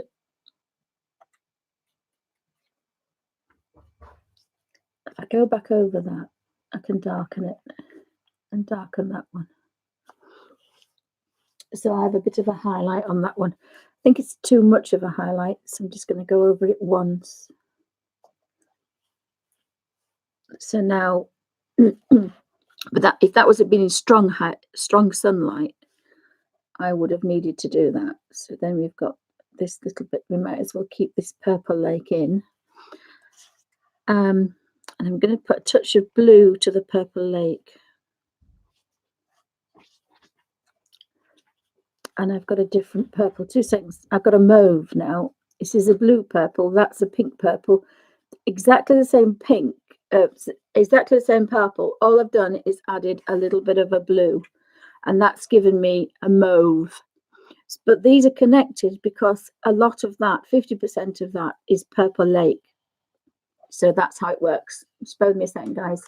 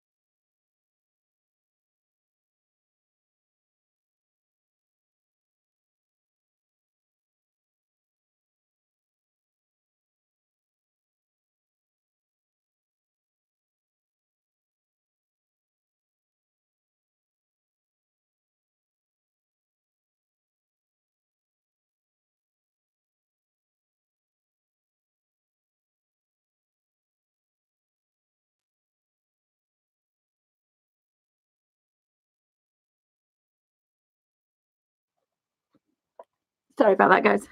I have to go do a thingy to go out. So apologies. Oops, no, I've got some purple on there. Look, I didn't clean my brush, but never mind. You see the purple has warmed the brown up Sorry, guys. Oops. Sorry, Alfie's been the elf master we know and hate. Sorry, know and love. I hadn't realised, but somebody said about Alfie, I've got to be nicer to Alfie. And I did listen to the tape actually, and what I was trying to do was get 2 dogs to stay in one room and 1 dog to come through into another room. Which is, if you've ever got 3 rescued dogs, you know that's unthinking. And at that time, I don't think he does it so much now, but when we got him, he had really bad ears. And if you picked his collar, if you got him by his collar, he used to squeal.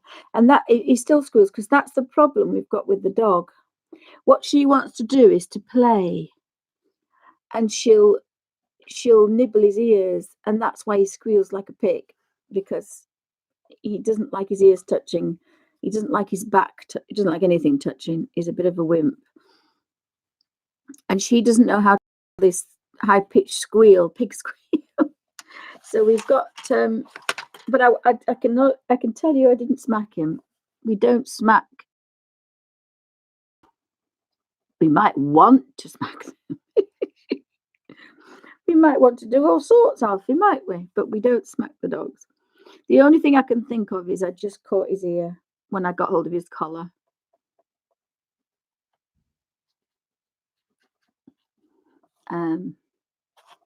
But I can tell you, we do not smack animals here.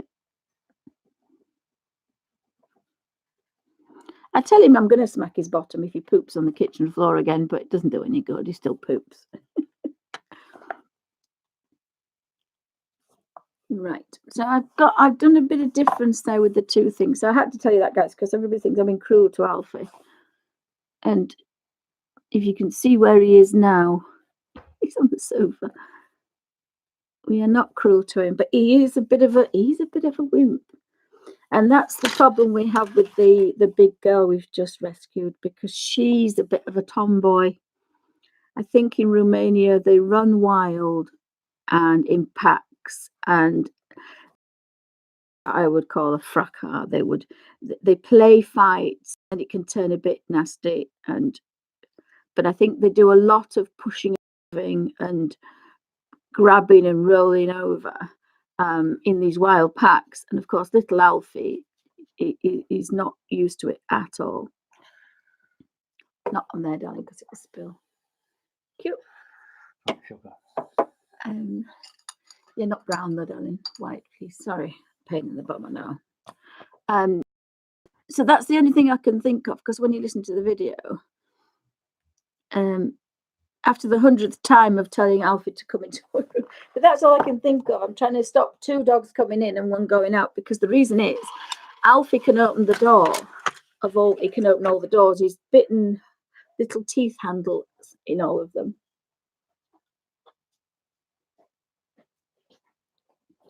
Well, I don't use white. I haven't used white. Melody says, thank you. Melody says, put a bit of white to purple if it's too dark. Yes, but if you want a paler purple, I would make a purple. So I would, let's see if we can make some purples. You see, on my magic mix, I have French ultramarine. Now it's actually very good on that one. Let's see if I've got it on here. I want to give this, that's the one with the little brushlet. So I'm going to give that to my daughter, but I'm going to give her a proper brush. So that's not been used, so I'm going to give her that one. Let's see if I can use this one. Now these are probably the same. Oh no, this is the French one. As I say, I was quite surprised to find that Winsor & Newton don't make paints in this country anymore. Let's have a bit of a. So this is Elysian Crimson. And this is. Oh, it's not. It looked purple, but it isn't. That one was the lake up there, wasn't it? Yeah. So you normally get Purple Lake or you get purple dioxazine. So that's a blue purple. But if you want a pink purple, no, I'm finding it difficult doing it with that brush, really.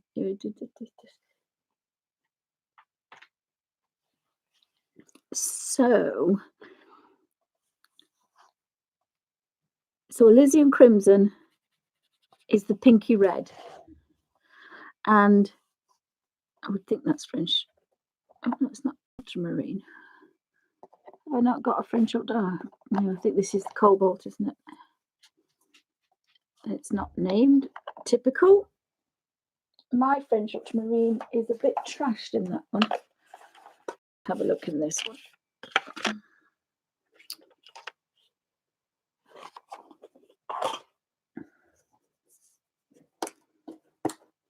I've got so many sets of paints. Now this one, I think this one's been taken off. Now, because this is quite old, these are vintage. If I touch it, oh no, I don't know. Look, yeah, it's French ultramarine, is that? Yeah. So this is a purple blue. So what we want is we want a purple blue, which is a French ultramarine. So that's why you have to have a purple blue. And we want a pinky purple red.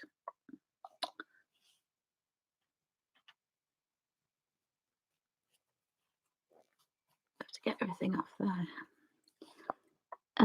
So we want Elysian Crimson. And so when we mix Elysian Crimson, we get a bright purple.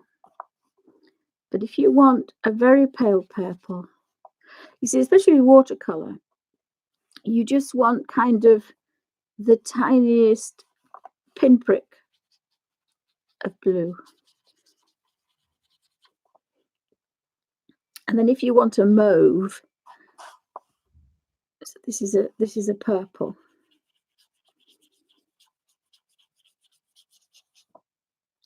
You put a touch of blue to it.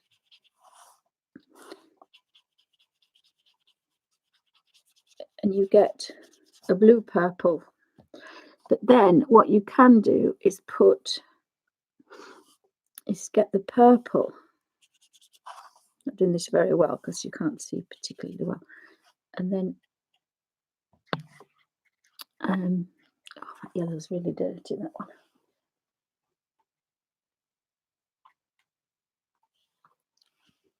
I've got quite a lot on there, but if you put a lot of that onto there, you get a really dark purple. So that's to get an aubergine, is adding complementary colours.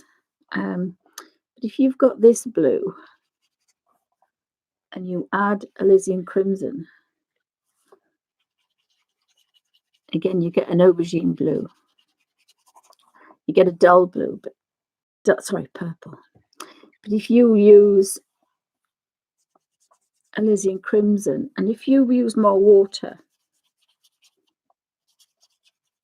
you get some nice purples, some pale purples. If you were using gouache, gouache or something else, you would get a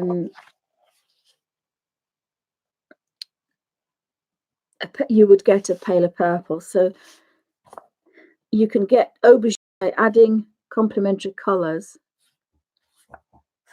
or you can use a different blue with your pinky red. And it's like the French ultramarine. If you touch French ultramarine and then put a cadmium red, it's a brown purple. It's a blue brown, because you've got that cadmium red. It's the Elysian Crimson that you need.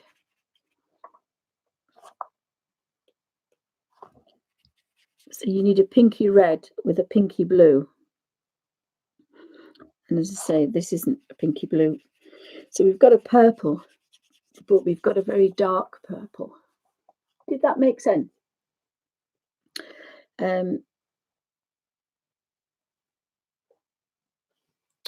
Let's see if I could just mix that on there. So if you get Purple Lake, which is a pinky purple, that's a pale purple.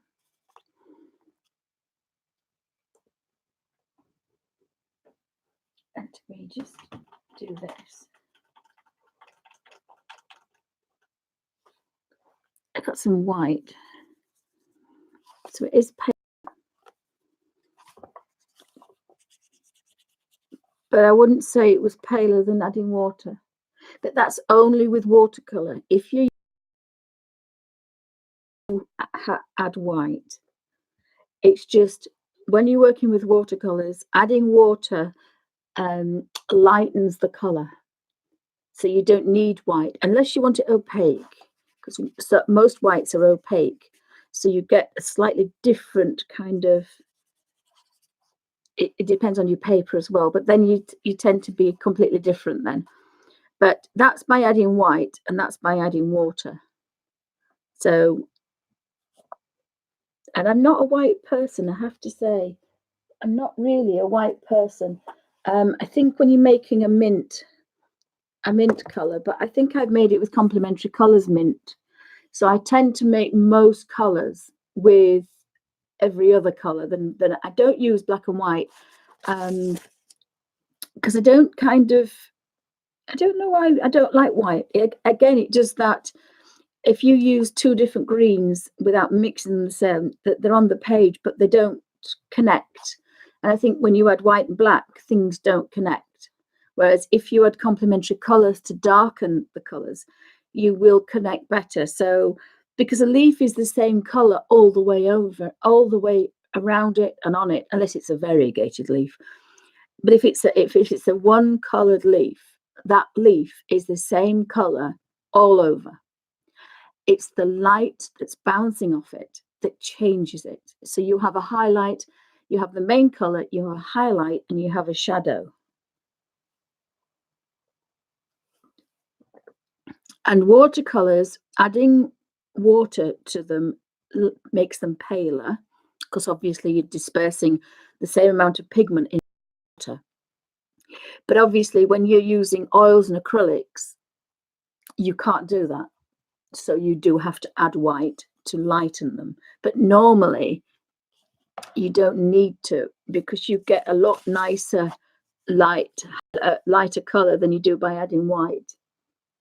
But again, it's up to the individual. If you are crazy about your blacks and whites, then use the blacks and whites. It's just I tend to water things down, going from quite dark to pale by not using white. Well, the white pan is for I think it's for highlights. I don't use them. In that Chrome's book of watercolors, white and flake white, although I don't think they make flake white anymore, and lead white and Chinese white. Now they used to call it lead white, and this is whether it's a watercolor, because the pigment is the same, it's the binder. So you have a pigment, you have a white pigment, and you have binders. So you can add a binder to make it a watercolor, you can add a binder to make it an acrylic, or a binder to make it an oil. Or you can add, when you're making your watercolor, you can add a powdered substance to make a gouache, because that makes it opaque. But a gouache is a basic watercolor that's opaque. So it's the same pigment. So I've got some pigments that I bought to make my own paints, and that pigment I can make any medium I want with the same pigment.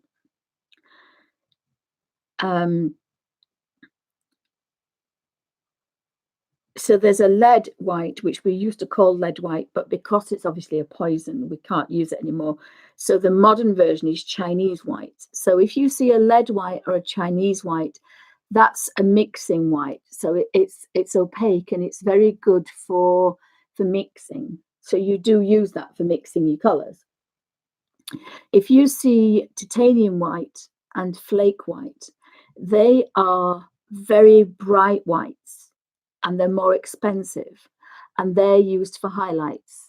So if you want the white of an eye, the highlight, or the highlight on a cherry, then you would use that.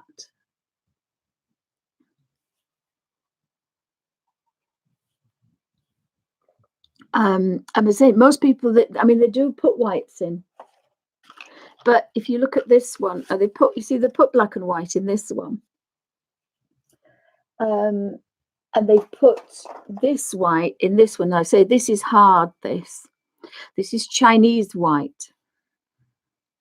Again, the Chinese white is for mixing, and the other, when you look at pastels or any kind of pastel kind of like the Derwent pastel and the Derwent blocks, they have two whites. They have a mixing white, and then they'll have a white, and the white that's not for mixing, it's for the highlight. So this is Chinese white, so they've put that in with it. I don't know which one this is. Does it say which one this is? This is Chinese white. So Chinese white is for mixing. But this one, this set here, this professional set, I think that's probably a Cotman set. That's not a professional set. This is a professional set, and this has Chinese white for mixing. Because you can mix the colours, and like for greys, then you, because if you want them opaque, it all depends on how you work. Colours are normally transparent. Watercolours, a lot of them are transparent, which means you can see through them, so they're good for glazes, for layering over the top, because that's what they you can see through them basically. Now opaque means you can't see through them. So one of the oranges is opaque, so it doesn't matter if I put a yellow over something, I'll be able to see the color underneath. So if I put a red and a yellow on top, I get an orange. If it's an opaque one, it won't be as orange because you can't see the red underneath. But then, so that splits your colors up to opaque. Some get semi-opaque, semi-transparent. And that's what the color guides are in the color books. I don't think it shows you one here. Sometimes they give them. Most of the time, you see a little square. I've got a pen. You see a little square when you're looking at watercolors on a grid. So if you go on the Winsor & Newton site and you look for Winsor & Newton watercolors, it might say French ultramarine. You've got a square like that. You've got a square like that, and then you'll have a square like that. And that means that's transparent, that's semi-transparent, and that's opaque. So if you look at your watercolors, it should be on a tube. They're nearly always on a tube, but they're not always on a thingy. Let me see the list. What did I do with those tubes? And I think they're on here as well. I think they're on here.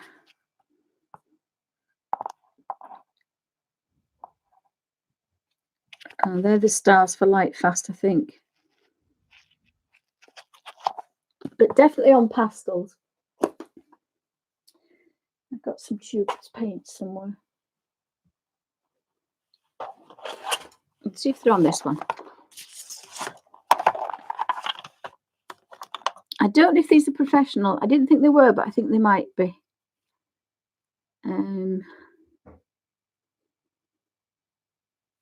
These are quite old. The newer ones have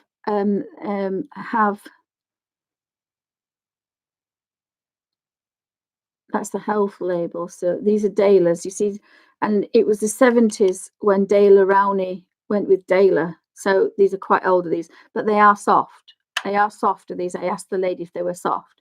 But again, if they're not soft, I would cut these open and have a pan, a dried pan of watercolor. Again, they've got Chinese white in here. The Chinese white is for mixing, is a mixing white. I just can't read that. I can't read that on there.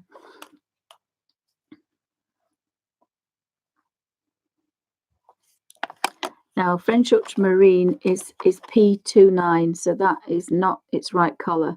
So it should have P29 on it, but this is the number given by, obviously, Rowney. But the pigment of ultramarine is 29. So if you see an ultramarine and it says P29, that is pure pigment. if you see P29 and a 23, that means it's ultramarine light or ultramarine deep. But if you see the 29 on its own, it's like yellow ochre. I think it's 23, 33. I think is yellow ochre. I did have all my numbers down. I used to know them off by heart, but I don't so much. I don't know if these have them. If this is a number gauge.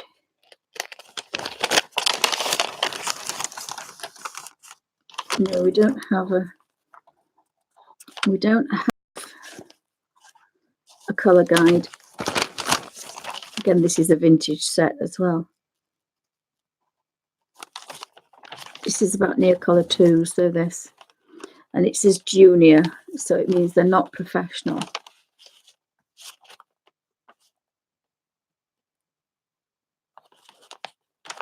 So some of these pamphlets have a colour guide on them, and I've got hundreds of them, but I just can't get up at the minute.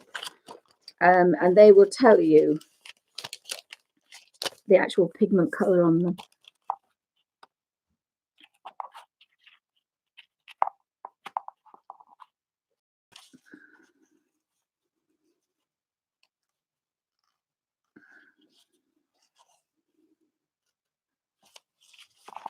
Oh, what's the yellow one?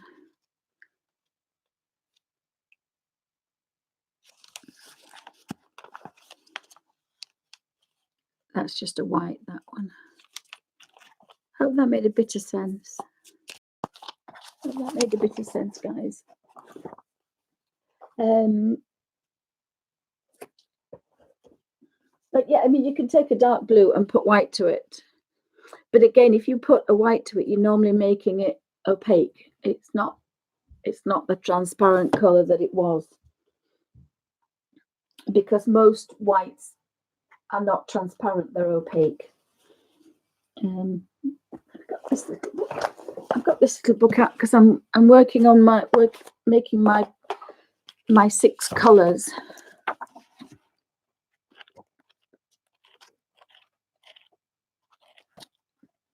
You'd be amazed at how chemistry comes into it.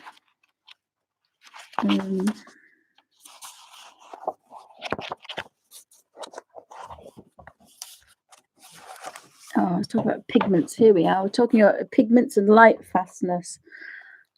But the light fastness test is wool, sheep's wool, and they dip 2 strands of wool in the color of the dye or whatever for however long it is, and then they put one in a dark box in a drawer, and they put the other in direct sunlight, and they leave it for 24 hours, 3 days, something, I can't remember what it is, and then they get them out and they put them next to each other, and on a scale of fadedness they test how good this one that's been in sunlight is against the one that's been in a drawer, which I always think is a bit ridiculous, because most watercolorists, that's why all the watercolor people, they kept the watercolors in drawers to keep them in the dark, because they would fade.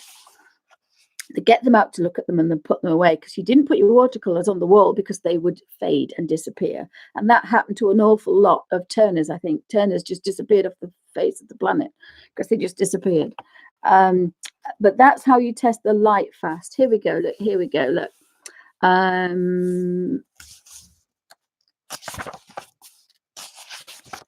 It might be French or it might be ultramarine.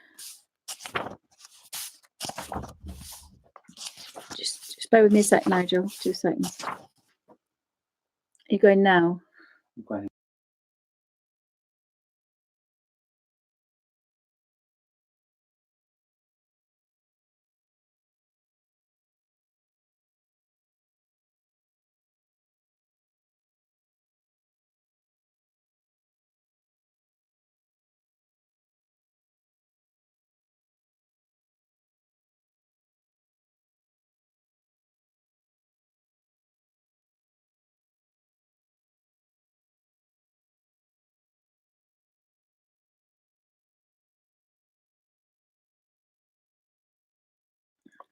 So I'm going to have to finish in a little while, guys, because I've got to go and have my driving license has expired. I didn't know. So here we've got all about zinc whites and whites, but I wanted to find ultramarine. Ultramarine blue is 29.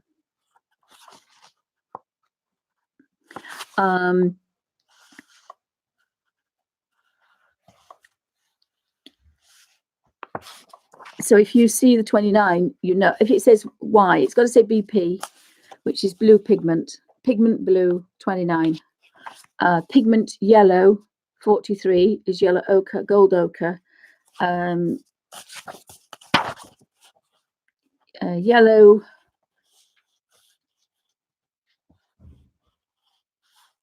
yellow is PY1, I think, is hamster.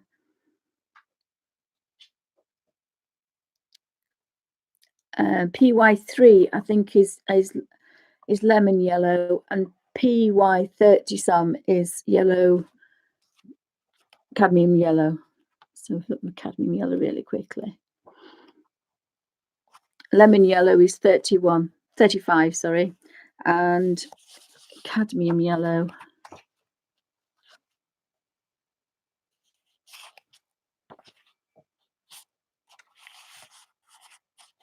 Cadmium colours. Cadmium colours. So P yellow is 35. So cadmium yellow is 35. And if you see that, these and cerulean blue is BP 35. So that's pigment blue 35. That's cerulean blue, and that's the bluest blue. Then it's a very expensive blue, is that? So there's a couple of different ones. And Chinese white, there's quite a lot. Does it say Chinese white? Yeah, Chinese white is BP4. It's prepared for watercolors. It was introduced by Winsor Newton in 1834. And the zinc white is a watercolor one. It's opaque.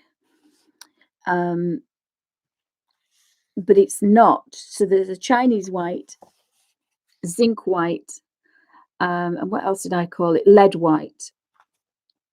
No, we don't have lead white. Lead white used to be, I'm sure lead white used to be a highlight one. But of course, because of course it's made with lead and it had a lot of lead compounds, that's why some of the artists went bonkers. That's, yeah, it's not in here because we don't have it anymore. This is quite a modern book. But in the original older book I have, it mentions about 50 whites. I don't think you get a transparent white, but the idea was that you kept your expensive white for your highlights and your cheaper white for mixing. But again, I'm not into mixing my whites because it makes my watercolors opaque. But again, I might be wrong. But I'll have a bit of a read up about that. I read things and I forget things. So I was taught all about colours years ago, and so I haven't quite finished this, guys, but I have to go because I've got to have a passport photograph taken. I'm